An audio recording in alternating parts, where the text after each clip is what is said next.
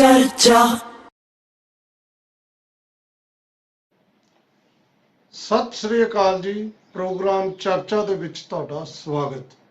ਪਿਆਰੇ ਦਰਸ਼ਕੋ, ਅਖਬਾਰਾਂ ਦੇ ਵਿੱਚ ਸੁਰਖੀਆਂ ਨੇ ਕਿ ਕੇਂਦਰ ਵੱਲੋਂ ਪੰਜਾਬ ਦੀ ਜਿਹੜੀ ਕਰਜ਼ਾ ਲੈਣ ਦੀ ਹੱਦ ਹੁੰਦੀ ਹੈ ਉਹਦੇ ਵਿੱਚ 18,000 ਕਰੋੜ ਦੀ ਜਿਹੜੀ ਹੈ ਕਟੌਤੀ ਕਰਤੀ। ਕਿਹਾ ਇਹ ਜਾ ਰਿਹਾ ਹੈ ਕਿ ਕੋਈ ਵੀ ਸੂਬਾ ਜਿਹੜਾ ਹੈ ਉਹ ਕਿੰਨਾ ਕਰਜ਼ਾ ਲੈ ਸਕਦਾ, ਉਹ ਲੈ ਸਕਦਾ ਜਿੰਨਾ ਉਹਦਾ ਘਰੇਲੂ ਉਤਪਾਦ ਹੁੰਦਾ ਹੈ ਉਹਦਾ 3%। ਯਾਨੀ ਕਿ ਪੰਜਾਬ ਦੇ ਕੋਲ 39,000 ਕਰੋੜ ਦੀ ਕਰਜ਼ਾ ਲੈਣ ਦੀ ਕੈਪੈਸਿਟੀ ਸੀ ਜਾਂ ਹੱਦ ਸੀ। ਹੁਣ ਜਦੋਂ ਕਟੌਤੀ ਹੋ ਗਈ ਤਾਂ ਇਹ 21,000 ਕਰੋੜ ਰਹਿ ਗਈ। ਪਹਿਲਾਂ ਹੀ ਪੰਜਾਬ ਕੋਲ ਤਾਂ ਪੈਸਾ ਨਹੀਂ। ਸੰਕਟ ਜਿਹੜਾ ਆਰਥਿਕ ਸੰਕਟ ਤਾਂ ਪਹਿਲੇ ਨਜ਼ਰ ਆ ਰਿਹਾ ਹੈ ਤੇ ਕੱਲੀ ਇਹੀ ਕਟੌਤੀ ਨਹੀਂ, ਹੋਰ ਵੀ ਕਈ ਪੱਖਾਂ ਤੋਂ ਇਹ ਆਮ ਆਦਮੀ ਕਲੀਨਿਕ ਨੇ ਕੱਲੇ ਜਿਹੜੇ ਬਿਜਲੀ ਦੇ ਬਿੱਲ ਉਹ ਜ਼ੀਰੋ ਨਹੀਂ ਕੀਤੇ, ਹੋਰ ਵੀ ਕਈ ਗੱਲਾਂ ਐਸੀਆਂ ਕੀਤੀਆਂ ਜਿਹਦੇ 'ਚ ਬਹੁਤ ਸਾਰੇ ਪੈਸੇ ਦੀ ਲੋੜ ਹੈ, ਫੰਡਸ ਦੀ ਲੋੜ ਹੈ ਤੇ ਫੰਡ ਜਿਹੜੇ ਨੇ ਉਹ ਰੋਕੇ ਜਾ ਰਹੇ ਨੇ ਜਾਂ ਨਿਯਮਾਂ ਅਨੁਸਾਰ ਨਹੀਂ ਵਰਤੇ ਗਏ, ਇਸ ਕਰਕੇ ਰੋਕੇ ਜਾ ਰਹੇ ਨੇ।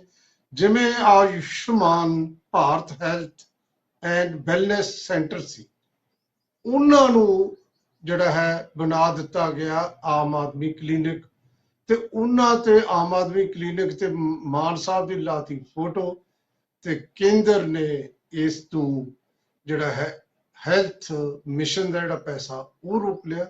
ਇਹ ਤਕਰੀਬਨ 800 ਕਰੋੜ ਦਾ। ਔਰ ਇਸੇ ਤਰੀਕੇ ਨਾਲ ਆਪਾਂ ਦੇਖਿਆ ਕਿ ਜਿਹੜਾ ਰੂਰਲ ਡਿਵੈਲਪਮੈਂਟ ਫੰਡ ਹੈ, ਜਦੋਂ ਕੈਪਟਨ ਸਾਹਿਬ ਨੇ ਕਰਜ਼ਾ ਜਿਹੜਾ ਵਾਅਦਾ ਕੀਤਾ ਸੀ ਕਿਸਾਨਾਂ ਨੂੰ ਕਿ ਅਸੀਂ ਤੁਹਾਡਾ ਕਰਜ਼ਾ ਉਤਾਰਾਂਗੇ ਤੇ ਕੰਮ ਕਿਸੇ ਹੋਰ ਲਈ ਸੈਂਟਰ ਨੇ ਦਿੱਤਾ, ਵਰਤ ਕਿਤੇ ਹੋਰ ਲਿਆ। ਹਾਲਾਂਕਿ ਆਮ ਆਦਮੀ ਪਾਰਟੀ ਜਦੋਂ ਆਈ ਉਹਨਾਂ ਨੇ ਇਹ ਵੀ ਕੀਤਾ, ਅਮੈਂਡਮੈਂਟ ਵੀ ਲਿਆਂਦੀ, ਲੇਕਿਨ 4,000 ਕਰੋੜ ਉਹ ਰੁਕਿਆ ਹੋਇਆ। ਹੋਰ ਵੀ ਕਈ ਜਿਹੜੇ ਫੰਡ ਨੇ ਉਹ ਰੁਕੇ ਨੇ ਜਾਂ ਰੁਕੇ ਜਾ ਰਹੇ ਨੇ ਜਾਂ ਨਿਯਮਾਂ ਅਨੁਸਾਰ ਨਾ ਵਰਤਣ ਕਰ ਰੁਕੇ ਗਏ ਨੇ। ਮਤਲਬ ਕਿਤੇ ਇਹ ਤਾਂ ਨਹੀਂ ਜਿਵੇਂ GST ਦਾ ਹੈ, ਪਹਿਲਾਂ ਮੁਆਵਜ਼ਾ ਮਿਲਦਾ ਸੀ ਉਹ ਵੀ ਬੰਦ ਹੋ ਗਿਆ। ਯਾਨੀ ਬਹੁਤ ਪਾਸਿਓਂ ਘੇਰਾ ਪੈ ਰਿਹਾ ਹੈ। ਜਿਵੇਂ ਅਸੀਂ ਅੱਜ ਗੱਲ ਕੀਤੀ ਹੈ ਨਾ, ਆਰਥਿਕ ਨਾਕਾਬੰਦੀ ਆਉਣ ਲੱਗਦਾ ਜਿਵੇਂ ਹੋ ਰਹੀ ਹੈ। ਇਹਦੇ ਲਈ ਜ਼ਿੰਮੇਵਾਰੀ ਤਾਂ ਲੱਭਣੀ ਪਏਗੀ ਕਿ ਕਿਤੇ ਆਮ ਆਦਮੀ ਪਾਰਟੀ ਨੇ ਜਿਹੜੀ ਟਕਰਾਓ ਦੀ ਸਥਿਤੀ ਬਣਾਈ ਹੈ ਉਸ ਕਰਕੇ ਹੈ, ਨਿਯਮਾਂ ਅਨੁਸਾਰ ਨਹੀਂ ਵਰਤਿਆ ਜਾਂਦਾ। ਜਿਹੜੇ ਜਿੱਥੇ ਫੰਡ ਵਰਤਣੇ ਚਾਹੀਦੇ ਨੇ ਉਹ ਉਸ ਤਰ੍ਹਾਂ ਨਹੀਂ ਵਰਤੇ ਜਾ ਰਹੇ, ਇਸ ਕਰਕੇ ਹੋ ਰਿਹਾ। ਬਹੁਤ ਸਾਰੇ ਸਵਾਲ ਨੇ ਕਿ ਇਹਦਾ ਕੀ ਅਸਰ ਹੋਏਗਾ। ਕੀ ਸੱਚਮੁੱਚ ਕਿਤੇ ਵਿੱਤੀ ਐਮਰਜੈਂਸੀ ਵੱਲ ਨੂੰ ਤਾਂ ਨਹੀਂ ਵਧ ਰਹੇ ਅਸੀਂ, ਕਿਉਂਕਿ ਹਾਲੇ ਬਹੁਤ ਸਾਰੀਆਂ ਸਕੀਮਾਂ ਤੇ ਗਰੰਟੀਆਂ ਲਾਗੂ ਕਰਨੀਆਂ ਸੀ। ਪੈਸਾ ਜਿਹੜਾ ਹੈ ਵਿਕਾਸ ਲਈ ਤਾਂ ਬਿਲਕੁਲ ਹੀ, ਡਿਵੈਲਪਮੈਂਟ ਲਈ ਨਹੀਂ, ਤੇ ਕਿਉਂਕਿ ਕਰਜ਼ਾ ਵੀ ਮੋੜਨਾ ਹੈ ਤੇ ਕਰਜ਼ੇ ਦੇ ਮੋੜਨ 'ਚ ਹੀ ਬਹੁਤ ਸਾਰਾ ਪੈਸਾ ਚਲਿਆ ਜਾਂਦਾ। ਤੇ ਹੁਣ ਤਾਂ ਜਿਹੜਾ 21,000 ਕਰੋੜ ਰਹਿ ਗਿਆ, ਪਹਿਲਾਂ ਤਾਂ ਚਲੋ ਫਿਰ ਵੀ 18,000 ਕਰੋੜ ਦਾ ਜਿਹੜਾ ਘਾਟਾ ਹੈ ਕਿੱਥੋਂ ਪੂਰਾ ਹੋਊਗਾ। ਬਹੁਤ ਸਾਰੇ ਸਵਾਲ ਨੇ। ਇਹਨਾਂ ਸਵਾਲਾਂ ਤੇ ਚਰਚਾ ਕਰਨ ਲਈ ਅੱਜ ਅਸੀਂ ਜਿਹੜੇ ਹੈ ਮਹਿਮਾਨ ਉਹ ਬੁਲਾਏ ਨੇ ਜਿਹੜੇ ਆਰਥਿਕ ਮਾਹਰ ਨੇ ਤੇ ਜਿਹੜੇ ਇੱਥੋਂ ਕੁਝ ਚੰਗੀਆਂ ਸਲਾਹਾਂ ਸਰਕਾਰ ਨੂੰ ਦੇ ਸਕਦੇ ਨੇ। ਮੈਂ ਤੁਹਾਡਾ ਉਹਨਾਂ ਦਾ ਤਾਰਫ ਕਰਾਉਣਾ ਹੈ। ਸਾਡੇ ਨਾਲ ਪ੍ਰੋਫੈਸਰ ਰਣਜੀਤ ਸਿੰਘ ਘੁੰਮਣ ਸਾਹਿਬ ਨੇ, ਜਿਹੜੇ ਪੰਜਾਬੀ ਯੂਨੀਵਰਸਿਟੀ ਦੇ ਵਿੱਚੋਂ ਸੇਵਾ ਮੁਕਤ ਹੋਏ ਨੇ ਔਰ ਉੱਘੇ ਅਰਥ ਸ਼ਾਸਤਰੀ ਨੇ। ਸਾਡੇ ਨਾਲ ਸ਼ਾਮਲ ਨੇ ਡਾਕਟਰ ਸਤਨਾਮ ਸਿੰਘ ਸੰਧੂ ਸਾਹਿਬ। ਸੰਧੂ ਸਾਹਿਬ ਭਾਵੇਂ ਪੰਜਾਬੀ ਦੇ ਪ੍ਰੋਫੈਸਰ ਨੇ ਔਰ ਡੀਨ ਜਿਹੜੇ ਮੁਖੀ ਨੇ ਇੱਕ ਵੱਡੇ ਵਿਭਾਗ ਦੇ ਪੰਜਾਬੀ ਯੂਨੀਵਰਸਿਟੀ ਦੇ, ਔਰ ਕੈਲਗਰੀ ਤੋਂ ਜਿਹੜਾ ਅਖਬਾਰ ਨਿਕਲਦਾ ਹੈ ਪੰਜਾਬ ਹੈਰੀਟੇਜ ਉਹਦੇ ਐਡੀਟਰ ਨੇ, ਔਰ ਇਕਨੋਮਿਕਸ ਦੇ ਵੀ ਉਹ ਵਿਦਿਆਰਥੀ ਰਹੇ ਨੇ। ਤੇ ਇਸੇ ਤਰ੍ਹਾਂ ਸਾਡੇ ਨਾਲ ਡਾਕਟਰ ਰਜਿੰਦਰਪਾਲ ਸਿੰਘ ਬਰਾੜ ਨੇ, ਆਲੋਚਕ ਨੇ, ਚਿੰਤਕ ਨੇ, ਪੰਜਾਬੀ ਯੂਨੀਵਰਸਿਟੀ ਦੇ ਵਿੱਚ ਡੀਨ ਦੇ ਤੌਰ ਤੇ ਕੰਮ ਕਰ ਰਹੇ ਨੇ। ਤੁਹਾਡਾ ਸਭ ਦਾ ਬਹੁਤ ਬਹੁਤ ਸਵਾਗਤ। ਪ੍ਰੋਫੈਸਰ ਘੁੰਮਣ, ਕਿਉਂਕਿ ਇਹ ਵਿਸ਼ਾ ਤੁਹਾਡਾ ਹੈ ਤੇ ਸਾਡੀ ਇੱਛਾ ਇਹ ਹੈ ਕਿ ਅਸੀਂ ਜੇ ਸੱਚਮੁੱਚ ਹੀ ਅਸੀਂ ਵਿੱਤੀ ਸੰਕਟ ਵੱਲ ਵਧ ਰਹੇ ਹਾਂ, ਜਿਸ ਤਰ੍ਹਾਂ ਦੇ ਸੰਕੇਤ ਮੀਡੀਆ 'ਚ ਆ ਰਹੇ ਨੇ, ਕੀ ਇਹ ਸਹੀ ਨੇ? ਕੀ ਪੰਜਾਬ ਦੀ ਜਿਹੜੀ ਨਾਕਾਬੰਦੀ ਹੋ ਰਹੀ ਹੈ ਜਾਣਬੁੱਝ ਕੇ ਹੋ ਰਹੀ ਹੈ, ਜਾਂ ਉਹਦੇ ਲਈ ਮਾਨ ਸਰਕਾਰ ਵੀ ਜ਼ਿੰਮੇਵਾਰ ਹੈ? ਬਹੁਤ ਸਾਰੇ ਸਵਾਲ ਨੇ ਜਿਹੜੇ ਲੋਕ ਪੁੱਛਦੇ ਨੇ, ਜਿਹੜੇ ਤੁਹਾਡੇ ਤੋਂ ਜਾਣਨ ਦੀ ਲੋਕ ਇੱਛਾ ਰੱਖਦੇ ਨੇ। ਕੀ ਕਹੋਗੇ? ਵਾਲੀ ਸਾਹਿਬ, ਏਦਾਂ ਹੈ ਕਿ ਜਿਹੜਾ ਵਿੱਤੀ ਸੰਕਟ ਹੈ ਪੰਜਾਬ ਦਾ, ਇਹ 2 ਦਹਾਕਿਆਂ ਤੋਂ ਚੱਲ ਰਿਹਾ ਹੈਗਾ, ਰਾਦਰ 2.5 ਦਹਾਕਿਆਂ ਤੋਂ। ਤੇ ਜਿਹੜੀ ਇਸ ਵੇਲੇ ਮੌਜੂਦਾ ਆਮ ਆਦਮੀ ਪਾਰਟੀ ਦੀ ਸਰਕਾਰ ਹੈ, ਉਹਨੂੰ ਇਹ ਦਹੇਜ 'ਚ ਮਿਲਿਆ ਵਿੱਤੀ ਸੰਕਟ। ਇੱਕ ਤਾਂ ਇਹ ਸਮਝਣ ਵਾਲੀ ਗੱਲ ਹੈ।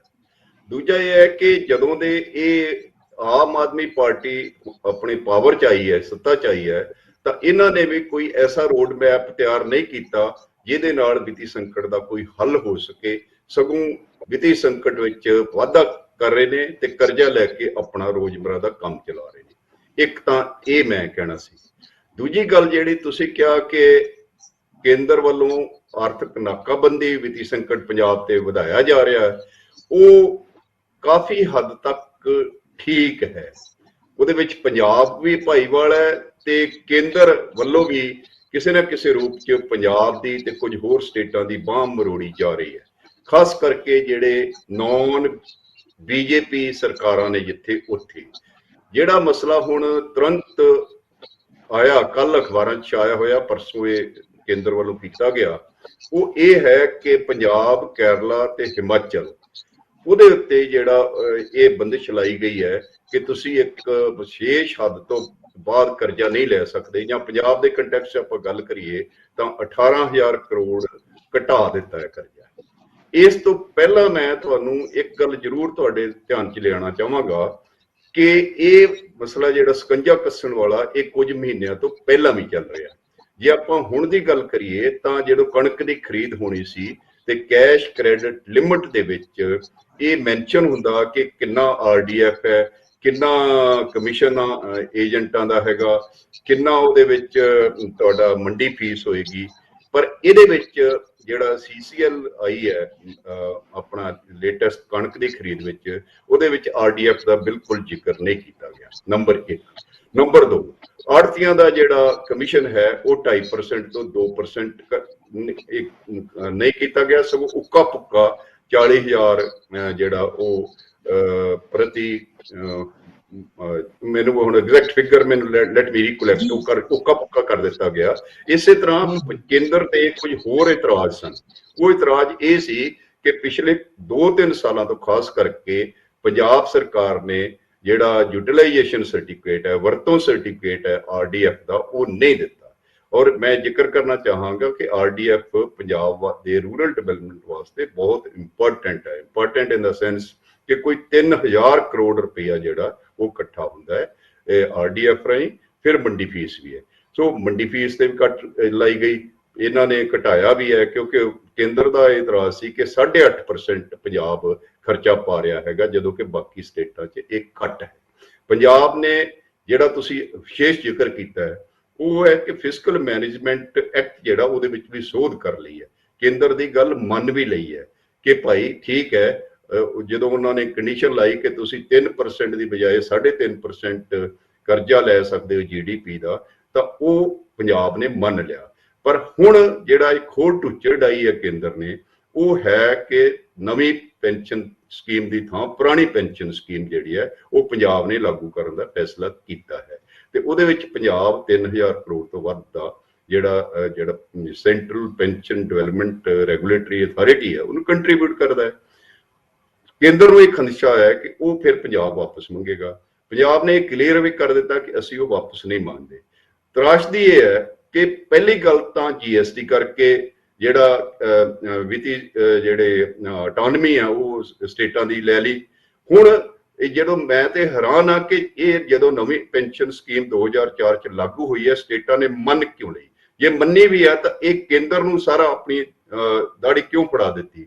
ਕਿਉਂਕਿ ਕੇਂਦਰ ਦੇ ਇਹ ਕਰਦਾ ਹੈ ਕਿ ਭਾਈ ਜਿੰਨੇ ਕਰਨੀ ਕਰ ਲਓ, ਜਿੰਨੇ ਨਹੀਂ ਕਰਨੀ ਨਾ ਕਰੋ, ਜਿੰਨੇ ਕਰਨੀ ਉਹ ਆਪਣੇ ਕੋਲੇ ਡਿਵੈਲਪਮੈਂਟ ਫੰਡ ਕ੍ਰੀਏਟ ਕਰੋ ਤੇ ਆਪਣੇ ਹਿਸਾਬ ਨਾਲ ਇਨਵੈਸਟ ਕਰੋ। ਹੁਣ ਤਾਂ ਸਾਰਾ ਕੁਝ ਇਹ ਹੋ ਗਿਆ।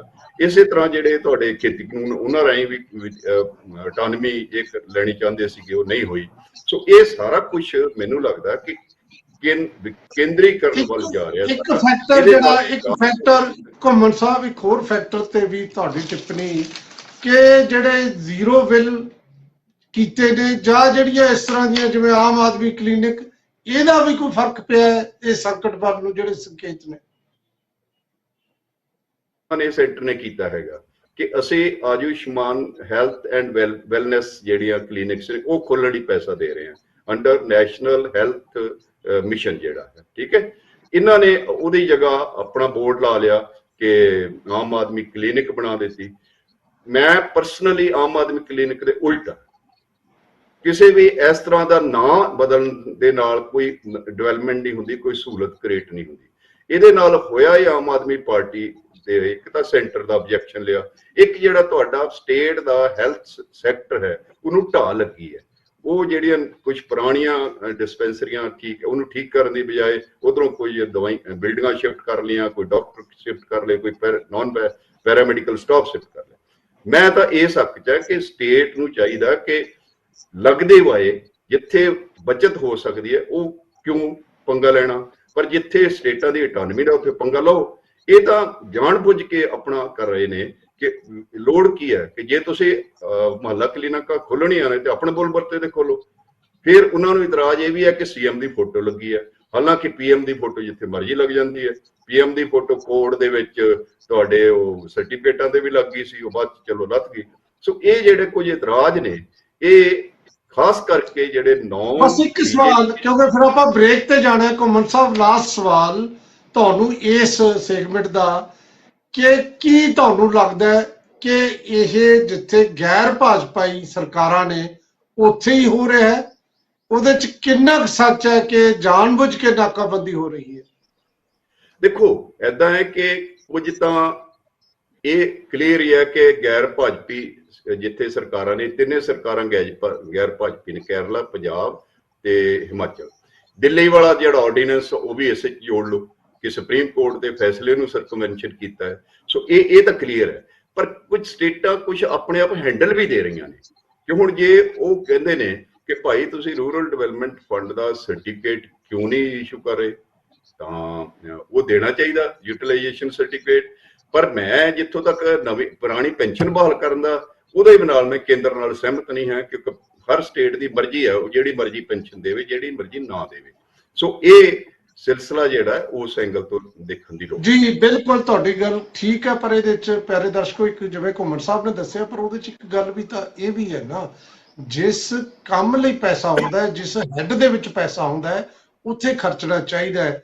ਤੇ ਇਹ ਵੀ ਹੋਇਆ ਬਹੁਤ ਵਾਰ, ਜਿਵੇਂ ਨੈਸ਼ਨਲ ਹੈਲਥ ਸਕੀਮ ਦੇ ਪੈਸੇ ਦੀ ਗੱਲ ਹੈ ਜਾਂ ਆਰਡੀਐਫ ਦੇ ਜਿਹੜਾ ਹੈ ਯੂਟਿਲਾਈਜੇਸ਼ਨ ਸਰਟੀਫਿਕੇਟ ਦੇਣ ਦੀ ਗੱਲ ਹੈ ਜਾਂ ਹੋਰ ਬਹੁਤ ਵਾਰ ਹੈ। ਪਰ ਗੱਲ ਤਾਂ ਇੱਕ ਇਹ ਹੈ ਕਿ ਅਸੀਂ ਆਰਥਿਕ ਤੌਰ ਤੇ ਪੂਰੀ ਤਰ੍ਹਾਂ ਕੇਂਦਰ ਤੇ ਅੱਜ ਕੱਲ੍ਹ ਸੂਬੇ ਜਿਹੜੇ ਨਿਰਭਰ ਕਰਦੇ ਨੇ। ਜੀਐਸਟੀ ਦੇ ਆਉਣ ਤੋਂ ਬਾਅਦ ਤਾਂ ਹੁਣ ਤਾਂ ਜੀਐਸਟੀ ਦਾ ਪੈਸਾ ਵੀ ਨਹੀਂ ਮਿਲਣਾ, ਜਿਹੜਾ ਅੱਗੇ ਮੁਆਵਜ਼ਾ ਜਿਹਨੂੰ ਕਹਿ ਦਿੰਦੇ ਸੀ ਉਹ ਮਿਲਣਾ ਸੀ, ਉਹ ਵੀ ਨਹੀਂ ਮਿਲਣਾ।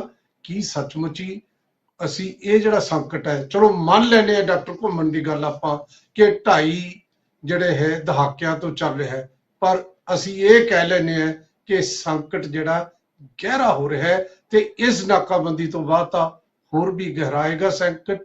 ਔਰ ਆਮ ਆਦਮੀ ਪਾਰਟੀ ਦੀਆਂ ਜਿਹੜੀਆਂ ਗਰੰਟੀਆਂ ਜਾਂ ਜਿਨ੍ਹਾਂ ਬਾਰੇ ਉਹਨਾਂ ਨੂੰ ਬਾਰ-ਬਾਰ ਕਿਹਾ ਜਾਂਦਾ ਹੈ ਕਿ ਕਿੱਥੇ ਹੈ ਜੀ ਤੁਹਾਡਾ 1000 ਰੁਪਇਆ, ਉਹ ਕਿੱਥੋਂ ਦੇਣਗੇ। ਤੇ ਇੱਕ ਹੋਰ ਵੀ ਨੁਕਤਾ ਹੈ ਜਿਹੜਾ ਅਗਲੇ ਹਿੱਸੇ 'ਚ ਵੀ ਆਪਾਂ ਡਿਸਕਸ ਕਰਨਾ ਹੈ, ਉਹ ਇਹ ਹੈ ਕਿ ਸਟੇਟ ਆਪਣੇ ਕੁਛ ਇਸ ਤਰ੍ਹਾਂ ਦੇ ਹੀਲੇ ਕਰ ਰਹੀ ਹੈ ਆਰਥਿਕਤਾ ਨੂੰ ਬਚਾਉਣ ਲਈ ਜਾਂ ਪੈਸਾ ਪੈਦਾ ਕਰਨ ਲਈ। ਇਹ ਤੇ ਗੱਲ ਕਰਾਂਗੇ, ਲੇਕਿਨ ਇੱਕ ਬ੍ਰੇਕ ਤੋਂ ਬਾਅਦ।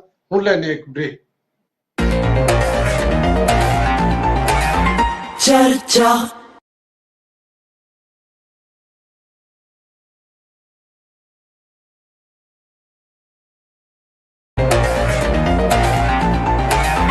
ਚਰਚਾ ਬ੍ਰੇਕ ਤੋਂ ਬਾਅਦ ਤੁਹਾਡਾ ਫਿਰ ਸਵਾਗਤ। ਡਾਕਟਰ ਸਤਨਾਮ ਸਿੰਘ ਸੰਧੂ ਸਾਹਿਬ, ਕੀ ਲੱਗ ਕੀ ਰਿਹਾ ਹੈ? ਘੁੰਮਣ ਸਾਹਿਬ ਨੇ ਇੱਕ ਗਰਾਊਂਡ, ਇੱਕ ਆਧਾਰ ਸਾਨੂੰ ਦਿੱਤਾ ਹੈ ਵੀ ਇਸ ਤਰ੍ਹਾਂ ਹੋ ਰਿਹਾ ਹੈ, ਲੇਕਿਨ ਗੱਲਾਂ ਅਸੀਂ ਇਹ ਸਾਡਾ ਮੀਡੀਆ ਦੇ ਵਿੱਚ ਤਾਂ ਇਹੀ ਹੁੰਦਾ, ਜਿਹੜੇ ਲੋਕਾਂ ਦੇ ਸਵਾਲ ਨੇ ਉਹਨਾਂ ਦੇ ਜਵਾਬ ਦੇਣ ਦੀ ਅਸੀਂ ਕੋਸ਼ਿਸ਼ ਕਰਦੇ ਹਾਂ। ਲੋਕਾਂ ਦੇ ਸਵਾਲ ਇਸ ਕਿਸਮ ਦੇ ਨੇ ਕਿ ਜੇ ਚੱਲ ਵੀ ਰਿਹਾ ਇਹਦੇ ਚ ਆਮ ਆਦਮੀ ਪਾਰਟੀ ਕਿੰਨੀ ਕੁ ਜ਼ਿੰਮੇਵਾਰ ਹੈ ਜਾਂ ਉਹਨੂੰ ਕਰਨਾ ਕੀ ਚਾਹੀਦਾ? ਪਹਿਲਾਂ ਤਾਂ ਆਪਾਂ ਜ਼ਿੰਮੇਵਾਰੀ ਤੈਅ ਕਰੀਏ। ਜਿਵੇਂ ਘੁੰਮਣ ਸਾਹਿਬ ਮੰਨਦੇ ਨੇ ਕਿ ਜਿੱਥੇ ਗੈਰ ਭਾਜਪਾਈ ਨੇ ਉਹ ਸੂਬੇ, ਸ਼ਾਇਦ ਇਸੇ ਕਰਕੇ ਬਾਰ-ਬਾਰ ਮੋਦੀ ਸਾਹਿਬ ਤੇ ਉਹਨਾਂ ਦੇ ਜਿਹੜੇ ਬਾਕੀ ਮੰਤਰੀ ਜਾਂ ਬੰਦੇ ਨੇ ਉਹ ਇਹ ਕਹਿੰਦੇ ਨੇ ਜੀ ਡਬਲ ਇੰਜਨ ਦੀ ਸਰਕਾਰ। ਇਹਦਾ ਮਤਲਬ ਇੱਕ ਖਾਸ ਕਿਸਮ ਦਾ ਲਾਲਚ ਹੈ ਵੀ ਜੇ ਸੂਬੇ ਦੇ ਵਿੱਚ ਸਰਕਾਰ ਸਾਡੀ ਨਹੀਂ ਹੋਊ ਤਾਂ ਫੰਡ ਰੋਕਾਂਗੇ। ਇਹਦਾ ਮਤਲਬ ਤਾਂ ਇਹ ਨਿਕਲ ਰਿਹਾ ਹੈ ਜੇ ਅਰਥ ਕੱਢਣੇ ਹੋਣ। ਸੰਧੂ ਸਾਹਿਬ ਕਿਵੇਂ ਦੇਖਦੇ ਹੋ ਸਾਰੀ ਗੱਲਬਾਤ? ਵਾਲੀਆ ਸਾਹਿਬ, ਜਿਹੜਾ ਇਹ ਸਾਰਾ ਮਸਲਾ ਹੈ ਇਸ ਨੂੰ ਅਸੀਂ ਸੈਂਟਰ ਸਟੇਟ ਰਿਲੇਸ਼ਨ ਦੇ ਤਹਿਤ ਦੇਖ ਸਕਦੇ ਹਾਂ। ਘੁੰਮਣ ਸਾਹਿਬ ਨੇ ਜਿਹੜਾ ਆਰਥਿਕ ਪੱਖ ਹੈ ਉਸ ਤੋਂ ਗੱਲ ਸਪਸ਼ਟ ਕੀਤੀ ਹੈ। ਇੱਥੇ ਮੈਨੂੰ ਇਹ ਲੱਗਦਾ ਕਿ ਬੀਜੇਪੀ ਤੇ ਆਮ ਆਦਮੀ ਪਾਰਟੀ ਸਰਕਾਰ ਦੀ ਗੱਲ ਨਹੀਂ ਹੈ। ਜਦੋਂ ਤੋਂ ਲੰਬੇ ਅਰਸੇ ਤੋਂ, ਕਈ ਦਹਾਕਿਆਂ ਤੋਂ, ਭਾਵੇਂ ਕਾਂਗਰਸ ਦੀ ਸਰਕਾਰ ਕੇਂਦਰ ਵਿੱਚ ਰਹੀ ਹੋਵੇ, ਭਾਵੇਂ ਅੱਜ ਬੀਜੇਪੀ ਦੀ ਹੈ, ਉਹ ਲਗਾਤਾਰ ਕੋਸ਼ਿਸ਼ ਇਹ ਕਰਦੀਆਂ ਕਿ ਹਰ ਪੱਖ ਤੋਂ ਜਿਹੜਾ ਸੂਬਾ ਹੈ ਉਸ ਦੀ ਨਾਕੇਬੰਦੀ ਕੀਤੀ ਜਾਵੇ। ਤੇ ਉਹ ਨਾਕੇਬੰਦੀ ਕਰਦੇ ਕਰਦੇ ਕਰਦੇ ਹੁਣ ਹਾਲਾਤ ਪ੍ਰਾਈਵੇਟਾਈਜੇਸ਼ਨ ਤੇ ਲਿਬਰਲਾਈਜੇਸ਼ਨ ਤੋਂ ਬਾਅਦ ਇਹੋ ਜਿਹੇ ਬਣ ਗਏ ਹੈ ਕਿ ਕੇਂਦਰ ਨੇ ਹੌਲੀ ਹੌਲੀ ਬਹੁਤ ਸਾਰੇ ਆਰਥਿਕ ਵਸੀਲੇ ਉਹਨਾਂ ਤੇ ਸਿੱਧੇ ਰੂਪ ਦੇ ਵਿੱਚ ਕਬਜ਼ਾ ਕਰ ਲਿਆ। ਹਰ ਗੱਲ ਨੂੰ ਪਹਿਲਾਂ ਇਸ ਤਰੀਕੇ ਨਾਲ ਦਿਖਾਇਆ ਜਾਂਦਾ ਹੈ ਕਿ ਉਹ ਸ਼ਾਇਦ ਜ਼ਿਆਦਾ ਸੌਖਾ ਹੋ ਜਾਊਗਾ। ਇੱਕ ਸਮੇਂ ਤੇ ਇਹ ਕਿਹਾ ਗਿਆ ਕਿ ਅਸੀਂ ਇੱਕੋ ਟੈਕਸ ਪ੍ਰਣਾਲੀ ਕਰਾਂਗੇ ਜਿਹਦੇ ਨਾਲ ਜਿਹੜਾ ਵੀ ਕੋਈ ਟਰੱਕ ਜਾਂ ਕੋਈ ਗੁੱਡ ਐਂਡ ਸਰਵਿਸਿਜ਼ ਨੂੰ ਲੈ ਕੇ ਆਉਣਗੇ ਤਾਂ ਉਹਨਾਂ ਨੂੰ ਰਸਤੇ 'ਚ ਚੁੰਗੀ ਨਹੀਂ ਦੇਣੀ ਪਊਗੀ। ਇਹ ਲਾਰਾ ਲਾ ਕੇ ਸ਼ਹਿਰਾਂ ਦੀਆਂ ਚੁੰਗੀਆਂ ਨੂੰ ਖਤਮ ਕਰਤਾ। ਅੱਗੇ ਜਦੋਂ ਚੁੰਗੀ ਹੁੰਦੀ ਸੀ ਤਾਂ GST ਜਾਂ ਹੁਣ ਵਾਂਗੂ ਜਿਹੜਾ ਲੋਨ ਹੈ ਉਹ ਕੇਂਦਰ ਤੋਂ ਲੈਣ ਦੀ ਬਜਾਏ ਹਰ ਸ਼ਹਿਰ ਨੂੰ ਆਪਣੀਆਂ ਚੁੰਗੀਆਂ ਤੋਂ ਆਮਦਨੀ ਹੁੰਦੀ ਸੀ ਤੇ ਜਿਹੜੀ ਸ਼ਹਿਰ ਦੀ ਡਿਵੈਲਪਮੈਂਟ ਹੈ ਉਸ ਪੈਸੇ ਤੋਂ ਹੋ ਜਾਂਦੀ ਸੀ। ਟੇਢੇ ਢੰਗ ਨਾਲ ਬਹਾਨਾ ਲਾ ਕੇ ਉਹ ਸਾਰੇ ਦਾ ਸਾਰਾ ਪੈਸਾ ਜਿਹੜਾ ਕੇਂਦਰ ਕੋਲ ਚਲਾ ਗਿਆ। ਇਸੇ ਤਰੀਕੇ ਨਾਲ ਮੈਂ ਐਜੂਕੇਸ਼ਨ ਦੀ ਗੱਲ ਕਰਦਾ, ਮੈਂ ਬਹੁਤ ਛੋਟੇ ਛੋਟੇ ਸੈਕਟਰ ਦੀ ਗੱਲ ਕਰਦਾ ਕਿ ਕਿਵੇਂ ਇੱਕ ਰਾਜ ਨੂੰ ਨਿਪੀੜਿਆ ਜਾਂਦਾ ਹੈ। ਜਦੋਂ ਐਜੂਕੇਸ਼ਨ ਦੇ ਵਿੱਚ ਕੁਝ ਸੈਂਟਰ ਦੀਆਂ ਏਜੰਸੀਆਂ ਬਣਾਈਆਂ ਗਈਆਂ ਜਿਨ੍ਹਾਂ ਦੇ ਵਿੱਚ AICT, UGC, distance education bureau, ਪਹਿਲਾਂ ਉਹਨਾਂ ਨੇ ਕਿਹਾ ਕਿ ਤੁਸੀਂ ਸਾਨੂੰ ਸਿਰਫ ਆਪਣੀ ਐਵੈਲੂਏਸ਼ਨ ਭੇਜੋ। 4-5 ਸਾਲ, 10 ਸਾਲ, 1 ਦਹਾਕਾ, 2 ਦਹਾਕਾ ਤੁਹਾਡੇ ਤੋਂ ਇਕੱਲੇ ਪੇਪਰ ਮੰਗਦੇ ਗਏ। ਹੁਣ ਈਵਨ ਦੈਨ ਆਟੋਨੋਮਸ ਯੂਨੀਵਰਸਿਟੀਆਂ ਨੂੰ ਕਿਹਾ ਜਾਂਦਾ ਹੈ ਕਿ ਜੇ ਤੁਸੀਂ ਆਪਣੇ ਕੋਰਸ ਅਪਰੂਵ ਕਰਾਉਣੇ ਆ ਤਾਂ ਸਾਨੂੰ ਪਰ ਕੋਰਸ ਇੰਨੇ ਹਜ਼ਾਰ, ਇੰਨੇ ਲੱਖ ਰੁਪਏ ਜਮ੍ਹਾਂ ਕਰਵਾਓ। ਮੇਰਾ ਕਹਿਣ ਤੋਂ ਭਾਵ ਇਹ ਹੈ ਕਿ ਕੇਂਦਰ ਸਰਕਾਰ ਨੇ ਜਿਹੜੀਆਂ ਸਕਾਲਰਸ਼ਿਪ ਦੀਆਂ ਗ੍ਰਾਂਟਾਂ, ਜਿਹੜੀਆਂ UGC ਦੀਆਂ ਵਿਸ਼ੇਸ਼ ਗ੍ਰਾਂਟਾਂ ਐਜੂਕੇਸ਼ਨ ਨੂੰ, ਜਿਹੜੀਆਂ ਵਿਸ਼ੇਸ਼ ਗ੍ਰਾਂਟਾਂ ਸਟੇਟ ਨੂੰ, ਜਿਹੜੀਆਂ ਵਿਸ਼ੇਸ਼ ਗ੍ਰਾਂਟਾਂ ਸਾਡੀ ਕਿਸਾਨੀ ਨੂੰ ਜਾਂ ਸਾਡੀ ਇੰਪਲਾਇਮੈਂਟ ਨੂੰ ਜਾਂ ਸਾਡੀ ਇੱਥੇ ਇੰਪਲਾਇਮੈਂਟ ਜਨਰੇਸ਼ਨ ਵਾਸਤੇ ਇੰਡਸਟਰੀ ਨੂੰ ਦੇਣੀਆਂ ਸੀ, ਉਹ ਇੱਕ ਇੱਕ ਕਰਕੇ ਸਾਰੀਆਂ ਖਤਮ ਕਰਨੀਆਂ ਸ਼ੁਰੂ ਕੀਤੀਆਂ। ਤੇ ਸਿੱਧੇ ਤੌਰ ਤੇ ਜਿਹੜਾ ਸਾਰਾ ਟੈਕਸ ਹੈ ਜਿਹਦੇ ਵਿੱਚ ਸਟੇਟ ਦਾ ਵੀ ਹਿੱਸਾ ਹੁੰਦਾ ਉਹ ਆਪਣੇ ਕੋਲੇ ਲੈ ਜਾਂਦੇ ਹੈ। ਰਹੀ ਗੱਲ ਯੂਟਿਲਾਈਜੇਸ਼ਨ ਦੀ, ਮੈਨੂੰ ਲੱਗਦਾ ਕਿ ਜੇ ਸਾਰੀ ਯੂਟਿਲਾਈਜੇਸ਼ਨ ਵੀ ਪੰਜਾਬ ਵੱਲੋਂ ਭੇਜੀ ਹੁੰਦੀ ਤਾਂ ਵੀ ਸ਼ਾਇਦ ਹਾਲਾਤ ਇਹਦੇ ਨਾਲੋਂ ਬਾਹਲੇ ਵੱਖਰੇ ਨਹੀਂ ਹੋਣੇ ਸੀ। ਇਹ ਟੇਢੇ ਢੰਗ ਨਾਲ ਦੀ ਕਾਨੂੰਨ ਹੈ, ਉਹਨਾਂ ਨੂੰ ਲਾਗੂ ਕਰਨ ਵੱਲ ਪੁੱਟਿਆ ਗਿਆ ਇੱਕ ਕਦਮ ਹੈ। ਜੇ ਇਸ ਨੂੰ ਹੋਰ ਸਪਸ਼ਟ ਕਰਨ ਦੀ ਮੈਂ ਕੋਸ਼ਿਸ਼ ਕਰਾਂ, ਜੇ ਅਡਾਨੀ ਜਿਹਦੇ ਉੱਪਰ ਪਿੱਛੇ ਜੇ ਬੜੀ ਵੱਡੀ ਰਿਪੋਰਟ ਆਈ ਸੀ, ਉਸਨੇ ਜਾਅਲੀ ਇਨਫਲੇਸ਼ਨ ਦਿਖਾ ਕੇ ਆਪਣੀ ਕੰਪਨੀ ਦੀ ਲੋਨ, ਉਸ ਨੂੰ ਲੋਨ ਸਰਕਾਰੀ ਬੈਂਕ SBI, LIC ਦੇ ਸਕਦੀਆਂ, ਤਾਂ ਇੱਕ ਸੂਬਾ ਜਿਹੜਾ ਕਿਸੇ ਨਾ ਕਿਸੇ ਤਰੀਕੇ ਨਾਲ ਸਰਕਾਰ ਦਾ ਹਿੱਸਾ ਹੈ ਉਸ ਨੂੰ ਦੇਣ ਵੇਲੇ ਕਹਿੰਦੇ ਆ ਕਿ ਤੁਹਾਡੇ ਰਿਸੋਰਸਿਸ ਹੈ ਜਿਹੜੇ ਕਾਫੀ ਨਹੀਂ ਹੈ, ਤੁਹਾਨੂੰ ਨਹੀਂ ਦਿੱਤੇ ਜਾਣਗੇ। ਹੁਣ ਬੁਨਿਆਦੀ ਤੌਰ ਤੇ, ਵਿਹਾਰਕ ਤੌਰ ਤੇ ਹੋਊਗਾ ਕੀ? ਜੇ ਸਟੇਟ ਗਵਰਨਮੈਂਟ ਨੂੰ ਅਨਾਜ ਖਰੀਦਣ ਵਾਸਤੇ ਪੈਸੇ ਦੀ ਕਮੀ ਪਊਗੀ ਤਾਂ ਪੈਰਲਲ ਜਿਹੜੇ ਗਡਾਊਨ ਬਣ ਚੁੱਕੇ ਹੈ, ਪ੍ਰਾਈਵੇਟ ਇੰਟਰਪ੍ਰੈਨਿਓਰ ਹੈ ਜਿਹੜੇ ਪਹਿਲਾਂ ਹੀ ਅਨਾਜ ਤੇ ਅੱਖ ਰੱਖੀ ਬੈਠੇ ਹੈ, ਉਹਨਾਂ ਨੇ ਆ ਕੇ ਕਹਿਣਾ ਕਿ ਰਾਜ ਦਾ ਪੈਸਾ ਤੁਹਾਨੂੰ ਮਿਲਣਾ ਨਹੀਂ, ਸਾਡੇ ਕੋਲੇ ਆ ਕੇ ਵੇਚੋ, ਅਸੀਂ ਨਕਦ ਭੁਗਤਾਨ ਕਰਾਂਗੇ।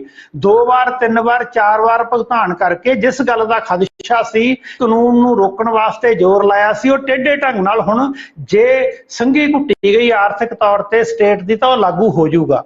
ਦੂਸਰੇ ਪਾਸੇ ਇਹ ਗੱਲ ਹੈ ਕਿ ਜਦੋਂ ਤੋਂ ਪੰਜਾਬ ਦੇ ਵਿੱਚ ਕੇਂਦਰੀ ਫੋਰਸ ਲੱਗੀਆਂ, ਸੁਰੱਖਿਆ ਦਾ ਖਤਰਾ ਹੋਇਆ, ਜਿਹੜੀ ਕਿਸੇ ਨਾ ਕਿਸੇ ਤੌਰ ਤੇ ਕੇਂਦਰ ਦੀ ਜ਼ਿੰਮੇਵਾਰੀ ਹੈ, ਉਦੋਂ ਤੋਂ ਪੰਜਾਬ ਦੇ ਵਿੱਚ ਸਿਰ ਕਰਜ਼ਾ ਜਿਹੜਾ ਚੜ੍ਹਨਾ ਸ਼ੁਰੂ ਹੋ ਗਿਆ। ਬਿਲਕੁਲ ਇਹ ਗੱਲ ਠੀਕ ਹੈ ਕਿ ਜਿੱਥੇ ਇਹਨਾਂ ਦੀਆਂ ਲਾਈਕ ਮਾਈਂਡਡ ਜਾਂ ਡਬਲ ਇੰਜਨ ਵਾਲੀਆਂ ਸਰਕਾਰਾਂ ਨਹੀਂ ਹੁੰਦੀਆਂ, ਉਸ ਰਾਜ ਨੂੰ ਨਾ ਤਾਂ ਕੋਈ ਵੱਡੀ ਸਨਅਤ ਦੀ, ਪੰਜਾਬ ਦੇ ਵਿੱਚ ਲਾਸਟ ਸਨਅਤ ਕੋਈ ਲੰਬਾ ਹੀ ਸਮਾਂ ਹੋ ਗਿਆ ਜਿਹੜੀ ਸਕੀਏ ਕਿ ਕੋਈ ਆਈ ਹੋਵੇ। ਹਾਂ, ਇਹ ਜ਼ਰੂਰ ਹੈ ਕਿ ਪੰਜਾਬ ਦੀ ਬਹੁਤ ਸਾਰੀ ਸਨਅਤ ਹੈ ਜਿਹੜੀ ਉਹ ਪੰਜਾਬ ਤੋਂ ਬਾਹਰ ਜ਼ਰੂਰ ਚਲੀ ਗਈ ਹੈ। ਇਸ ਲਈ ਮੈਨੂੰ ਇਹ ਕਿ ਕਿਸੇ ਵੀ ਸਰਕਾਰ ਨੂੰ ਆਪਾਂ ਸਿੱਧੇ ਸ਼ਬਦਾਂ ਵਿੱਚ ਕਹੀਏ ਫੇਲ ਕਰਨ ਵਾਸਤੇ ਜਾਂ ਉਸ ਨੂੰ ਨਾ ਚਲਾਉਣ ਵਾਸਤੇ ਇਸ ਕਿਸਮ ਦਾ ਜਾਂਦਾ ਹੈ। ਇੱਕ ਸਾਰੀਆਂ ਹੀ ਸਰਕਾਰਾਂ, ਭਾਵੇਂ ਉਹ ਬੀਜੇਪੀ ਦੀ ਹੈ ਭਾਵੇਂ ਆਮ ਆਦਮੀ ਦੀ ਹੈ, ਉਹਨਾਂ ਦਾ ਇੱਕ ਸਾਂਝਾ ਤੱਤ ਹੈ, ਇੱਕੋ ਹੀ ਗੱਲ ਖਤਮ। ਉਹ ਸਾਂਝਾ ਤੱਤ ਇਹ ਹੈ ਕਿ ਸਾਰੀਆਂ ਸਰਕਾਰਾਂ, ਤੁਹਾਡੀ ਇੱਕ ਗੱਲ ਚੋਂ ਸਵਾਲ ਨਿਕਲਿਆ, ਉਹ ਵੀ ਕਲੈਰੀਫਾਈ ਦੇ ਦਈਏ, ਕਰ ਦਈਏ ਜੀ। ਤੁਸੀਂ ਕਿਹਾ ਜਦੋਂ ਪੈਰਾਮਿਲਟਰੀ ਫੋਰਸਿਸ ਆਉਂਦੀਆਂ ਨੇ ਤੇ ਉਹਦੇ ਨਾਲ ਕਰਜ਼ਾ ਵੱਧਦਾ ਹੈ, ਤੇ ਪੈਰਾਮਿਲਟਰੀ ਫੋਰਸ ਤਾਂ ਫਿਰ ਮਾਨ ਸਾਹਿਬ ਖੁਦ ਜਾ ਕੇ ਮੰਗਾ ਕੇ ਲਿਆਏ ਨੇ ਵੀ ਆਓ ਸਾਨੂੰ ਭੇਜੋ ਅਮਿਤ ਸ਼ਾਹ ਜੀ, ਫਿਰ ਅਸੀਂ ਕਿਵੇਂ ਬਰੀ ਕਰਾਂਗੇ ਸਟੇਟ ਗਵਰਨਮੈਂਟ ਨੂੰ। ਇਹ ਮੈਂ ਟਿੱਪਣੀ ਚਾਹੁੰਦਾ ਸੀ। ਬਿਲਕੁਲ ਇਸ ਤੇ ਵੀ ਟਿੱਪਣੀ ਇਹ ਕਰਦੇ ਆ, ਮਿਲਟਰੀ ਫੋਰਸ ਇੱਕ ਵਾਰੀ ਹੁਣ ਆਈ ਹੈ, ਬਿਲਕੁਲ ਇਹਦਾ ਵੀ ਖਰਚਾ ਵਧਿਆ ਹੋਊਗਾ ਜੇ ਬੁਲਾ ਕੇ ਲਿਆਏ ਹੈ। ਮੈਂ ਇੱਥੇ ਦੋਵੇਂ ਸਰਕਾਰਾਂ ਦੀ ਗੱਲ ਕਰਨੀ ਚਾਹੁੰਦਾ, ਭਾਵੇਂ ਉਹ ਪਹਿਲੀ ਸਾਡੇ ਬਾਦਲ ਸਾਹਿਬ ਦੀ ਸਰਕਾਰ ਸੀ, ਕੈਪਟਨ ਸਾਹਿਬ ਦੀ ਸਰਕਾਰ ਸੀ, ਜਾਂ ਹੁਣ ਮਾਨ ਸਾਹਿਬ ਹੈ। ਇਹਨਾਂ ਸਾਰੀਆਂ ਸਰਕਾਰਾਂ ਦੇ ਵੋਟਾਂ ਲੈਣ ਸਮੇਂ ਜਾਂ ਮੈਨੀਫੈਸਟੋ ਦੇ ਵਿੱਚ ਕਿਹਾ ਜਾਂਦਾ ਸੀ ਕਿ ਅਸੀਂ ਵਿਅਕਤੀਵਾਦ ਨੂੰ ਬੜਾਵਾ ਨਹੀਂ ਦੇਵਾਂਗੇ, ਲੋਕਾਂ ਦਾ ਪੈਸਾ, ਟੈਕਸ ਦਾ ਪੈਸਾ ਭਾਵੇਂ ਉਹ ਕੇਂਦਰ ਦੇ ਵਿੱਚ ਹੈ ਭਾਵੇਂ ਰਾਜ ਦੇ ਵਿੱਚ ਹੈ, ਉਹਦਾ ਪ੍ਰਚਾਰ ਪਾਰਟੀਆਂ ਆਪਣੇ ਪ੍ਰਾਪੋਗੰਡੇ ਲਈ, ਆਪਣੇ ਲੀਡਰਾਂ ਦੀ ਫੋਟੋ ਲਾਉਣ ਲਈ, ਇੰਪਲੀਮੈਂਟ ਕਰਨ ਲਈ ਕਰਦੀਆਂ। ਬਿਲਕੁਲ ਠੀਕ ਪਹਿਲਾਂ ਟਿੱਪਣੀ ਹੋਈ ਹੈ ਕਿ ਜੇ ਸਾਡੀਆਂ ਡਿਸਪੈਂਸਰੀਆਂ ਸੰਵਾਰੀਆਂ ਜਾ ਸਕਦੀਆਂ ਸੀ ਤਾਂ ਫਿਰ ਇਹ ਪੈਵਰਟ ਕਰਨ ਦੀ ਕਿਉਂ ਲੋੜ। ਬਹੁਤ ਸਾਰਾ ਉਹ ਪੈਸਾ ਜਿਹੜਾ ਭਲਾਈ ਸਕੀਮ ਲਈ ਆਇਆ ਸੀ, ਸ਼ਡਿਊਲ ਕਾਸਟ ਵੈਲਫੇਅਰ ਫੰਡ ਲਈ, ਬੱਚਿਆਂ ਲਈ ਸਕੀਮ ਦੇ ਵਿੱਚ ਆਇਆ ਸੀ, ਪਹਿਲੀ ਸਰਕਾਰ ਨੇ ਉਸ ਨੂੰ ਕਿਸੇ ਹੋਰ ਪਾਸੇ ਡਾਈਵਰਟ ਕੀਤਾ ਹੋਇਆ ਹੈ। ਇਸ ਕਰਕੇ ਹਾਲਾਤ ਇਹ ਬਣੇ ਹੋਏ ਹੈ ਕਿ ਲੋਕਾਂ ਨੂੰ ਕਈ ਵਾਰੀ ਪਤਾ ਹੀ ਨਹੀਂ ਲੱਗਦਾ ਕਿ ਕਿਸ ਸਕੀਮ ਲਈ ਆਇਆ ਹੋਇਆ ਕਿਸ ਜਗ੍ਹਾ ਵੱਲ ਨੂੰ ਡਾਈਵਰਟ ਕੀਤਾ ਜਾ ਰਿਹਾ ਹੈ। ਇਸ ਦੇ ਨਾਲ ਕੀ ਹੋ ਰਿਹਾ ਕਿ ਬੈਂਕਰਪਸੀ ਵਰਗੀ ਸਿਚੁਏਸ਼ਨ ਬਣੀ ਹੋਈ ਹੈ। ਦੋਨੇ ਸਰਕਾਰਾਂ ਬਹਾਨਾ ਲੱਭਦੀਆਂ। ਖੇਤਰੀ ਸਰਕਾਰ ਆਪਣੀ ਟੈਕਸ ਪ੍ਰਣਾਲੀ ਨੂੰ ਉਸ ਰੂਪ ਚ ਇੰਪਲੀਮੈਂਟ ਨਹੀਂ ਕਰ ਸਕਦੀ, ਉਹ ਬਹਾਨਾ ਲਿਆ ਕਿ ਸਾਨੂੰ ਕੇਂਦਰ ਤੋਂ ਪੈਸਾ ਨਹੀਂ ਮਿਲ ਰਿਹਾ। ਕੇਂਦਰ ਸਰਕਾਰਾਂ ਕੋਈ ਛੋਟਾ ਮੋਟਾ ਆਪਣਾ ਯੂਟਿਲਾਈਜੇਸ਼ਨ ਦਾ ਬਹਾਨਾ ਲਾ ਕੇ, ਇਹਦੇ ਨਾਲ ਫਰਕ ਕਿਸ ਨੂੰ ਪੈ ਰਿਹਾ ਹੈ? ਫਰਕ ਆਮ ਲੋਕਾਂ ਨੂੰ ਪੈ ਰਿਹਾ ਹੈ, ਜਿਨ੍ਹਾਂ ਦੀ ਜਿਣਸ ਰੋ ਰਹੀ ਹੈ, ਜਿਨ੍ਹਾਂ ਵਾਸਤੇ ਇੰਪਲਾਇਮੈਂਟ ਜਨਰੇਟ ਨਹੀਂ ਹੋ ਰਹੀ। ਵਾਲੀਆ ਸਾਹਿਬ, ਸੰਧੂ ਸਾਹਿਬ, ਬਿਲਕੁਲ ਤੁਸੀਂ ਠੀਕ ਕਹਿ ਰਹੇ ਹੋ ਕਿ ਆਮ ਲੋਕਾਂ ਨੂੰ, ਇਹੀ ਤਾਂ ਕਾਰਨ ਹੈ ਕਿ ਆਮ ਲੋਕ ਹੁਣ ਚਿੰਤਤ ਹੋਏ ਨੇ, ਖਾਸ ਤੌਰ ਤੇ ਜਦੋਂ ਦੀ ਇਹ ਖਬਰ ਪੜੀ ਹੈ ਕਿ ਹੁਣ ਪਹਿਲਾਂ ਤਾਂ ਚਲੋ ਕਰਜ਼ਾ ਲੈ ਕੇ ਸਰਕਾਰ ਚੱਲਦੀ ਸੀ, ਮਾੜਾ ਮੋਟੇ ਕੰਮ ਚੱਲਦੇ ਸੀ, ਹੁਣ ਤਾਂ ਜਿੰਨਾ ਕਿ 21,000 ਕਰੋੜ ਚ ਤਾਂ ਕਰਜ਼ਾ ਵਾਪਸ ਵੀ ਕਰਨਾ ਹੈ, ਕਿੱਥੋਂ ਹੋਊਗਾ? ਤੇ ਡਿਵੈਲਪਮੈਂਟ ਦੀਆਂ ਸਕੀਮਾਂ ਜਿਹਦੇ ਵੱਡੇ ਵੱਡੇ ਦਾਅਵੇ ਕੀਤੇ ਜਾਂਦੇ ਨੇ ਕਿ ਆਪਾਂ ਵਿਕਾਸ ਕਰਨਾ ਹੈ, ਤੇ ਫਿਰ ਇਹ ਗੱਲਾਂ ਸਿਰਫ ਉਹੀ ਰਹਿ ਜਾਣਗੀਆਂ ਕਿ ਅਸੀਂ ਤਾਂ ਹੁਣ ਜਿਨ੍ਹਾਂ ਨੇ ਸਵਾਲਕ ਦੀਆਂ ਪਹਾੜੀਆਂ ਚ ਜਾ ਕੇ ਫਿਰ ਉੱਥੋਂ ਪੈਸਾ ਚੱਕ ਕੇ ਲਿਆਉਣਾ, ਕੱਲਾ ਉਹੀ ਰਹਿ ਜਾਊਗਾ ਜਾਂ ਹੋਰ ਵੀ ਕੁਝ ਹੋਊਗਾ? ਬਹੁਤ ਸਾਰੇ ਸਵਾਲ ਨੇ। ਡਾਕਟਰ ਬਰਾੜ, ਰਜਿੰਦਰਪਾਲ ਬਰਾੜ ਜੀ। ਹਾਂਜੀ, ਦੇਖੋ ਅਸਲ ਦੇ ਵਿੱਚ ਤਾਂ ਮੈਂ ਆਪਣੇ ਕੋ ਪੈਨਲਿਸਟਾਂ ਨਾਲ ਬਿਲਕੁਲ ਸਹਿਮਤ ਹਾਂ। ਬੁਨਿਆਦੀ ਤੌਰ ਤੇ ਗੱਲ ਇਹ ਆ ਕਿ ਇਹ ਜਿਹੜੀ ਸਮੱਸਿਆ ਹੈਗੀ ਆ, ਇਹ ਪੋਲੀਟੀਕਲ ਇਕਨੋਮੀ ਦੀ ਸਮੱਸਿਆ, ਕੇਂਦਰ ਰਾਜ ਸੰਬੰਧਾਂ ਦੀ ਸਮੱਸਿਆ।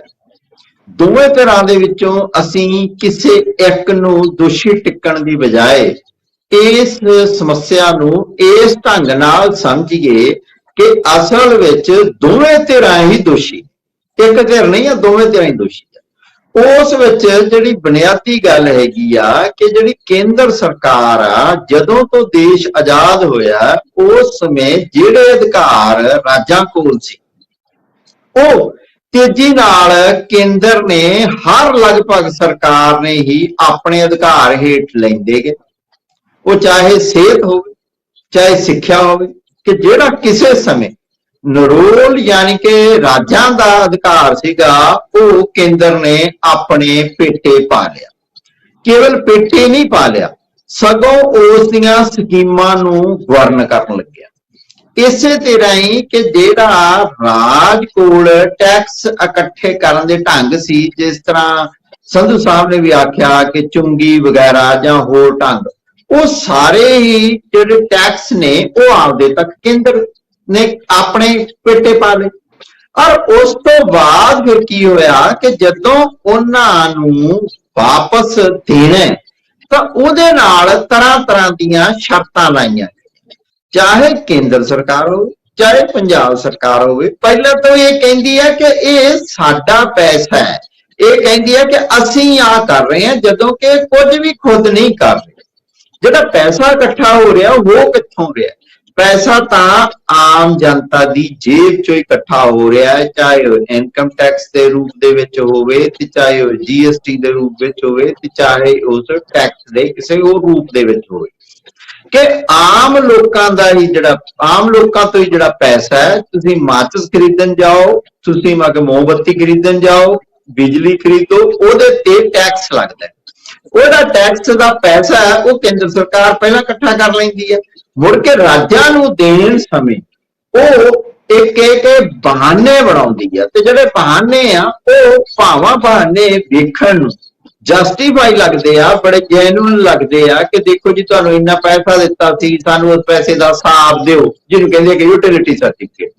ਦੇਖੋ ਜੀ ਅਸੀਂ ਤੁਹਾਨੂੰ ਜਿਸ ਸਕੀਮ ਲਈ ਪੈਸਾ ਦਿੱਤਾ ਜਾ ਰਿਹਾ ਉਸੇ ਸਕੀਮ ਲਈ ਹੀ ਵਰਤੋ, ਜਿਵੇਂ ਮੈਂ ਕਿ ਤੁਸੀਂ ਨਾਂ ਨਾ ਬਦਲੋ ਕਿ ਮਹੱਲਾ ਕਲੀਨਿਕ ਵਗੈਰਾ ਉਹਨਾਂ ਦੇ ਨਾਂ ਨਾ ਕਰੋ।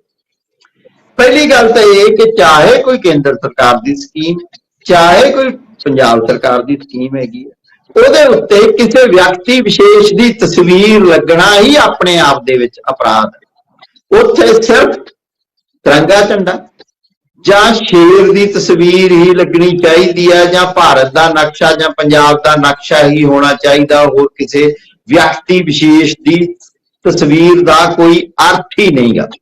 ਕਿ ਜਦੋਂ ਜਿਹੜਾ ਪੈਸਾ ਹੈ ਉਹ ਤਾਂ ਭਾਰਤ ਦੇ ਨਾਗਰਿਕਾਂ ਨੇ ਪੈਸਾ ਦਿੱਤਾ, ਟੈਕਸ ਦੇ ਰੂਪ ਵਿੱਚ ਭਾਰਤ ਦੇ ਨਾਗਰਿਕਾਂ ਨੇ ਪੈਸਾ ਦਿੱਤਾ, ਵਿਅਕਤੀ ਵਿਸ਼ੇਸ਼ ਦੀ ਉੱਤੇ ਤਸਵੀਰ ਕਿਉਂ ਹੋਵੇ?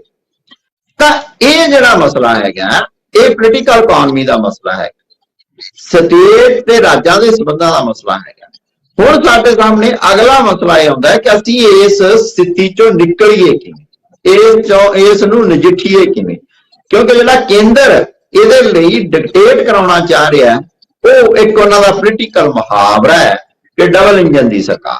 ਡਬਲ ਇੰਜਨ ਦੀ ਸਰਕਾਰ ਦਾ ਮਤਲਬ ਇਹ ਕਿ ਜਿਹੜੇ ਰਾਜ ਇੱਥੇ ਸਾਡੀ ਸਰਕਾਰ ਬਣਾਉਣਗੇ ਉਹਨਾਂ ਨੂੰ ਤਾਂ ਅਸੀਂ ਫੰਡ ਦੇ ਦਿਆ ਕਰਾਂਗੇ, ਦੂਸਰਿਆਂ ਨੂੰ ਫੰਡ ਨਹੀਂ ਦਿਆ ਕਰਾਂਗੇ। ਇਹ ਗੱਲ ਇਸ ਗੱਲ ਤੋਂ ਵੀ ਝਲਕਦੀ ਆ ਕਿ ਜਿਹੜੇ ਗੈਰ ਭਾਜਪਾ ਸਰਕਾਰਾਂ ਹੈਗੀਆਂ ਉਹਨਾਂ ਦੇ ਫੰਡਾਂ ਤੇ ਹੀ ਇਤਰਾਜ਼ ਲਗਾਇਆ ਜਾ ਰਿਹਾ, ਜਿਹੜੀਆਂ ਭਾਜਪਾ ਦੀਆਂ ਜਿੱਥੇ ਸਰਕਾਰਾਂ ਉੱਥੇ ਫੰਡਾਂ ਦਾ ਕੋਈ ਇਤਰਾਜ਼ ਨਹੀਂ ਲਗਾਇਆ ਜਾ ਰਿਹਾ।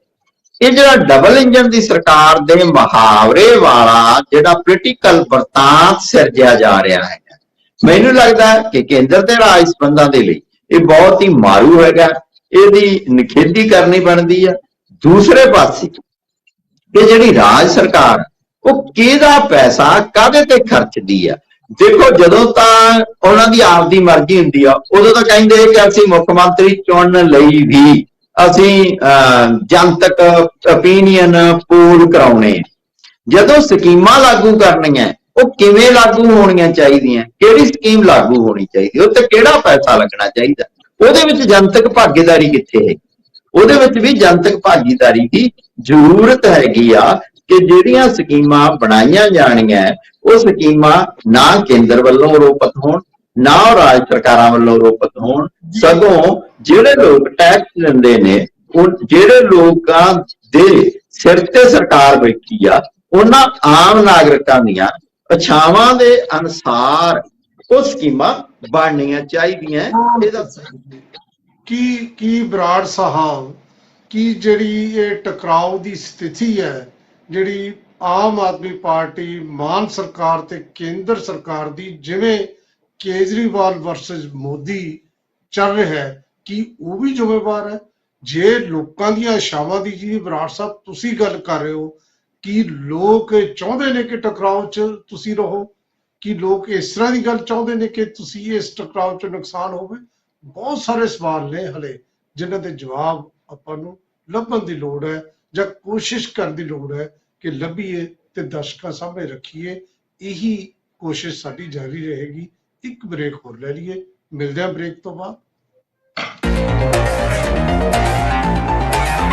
ਚਰਚਾ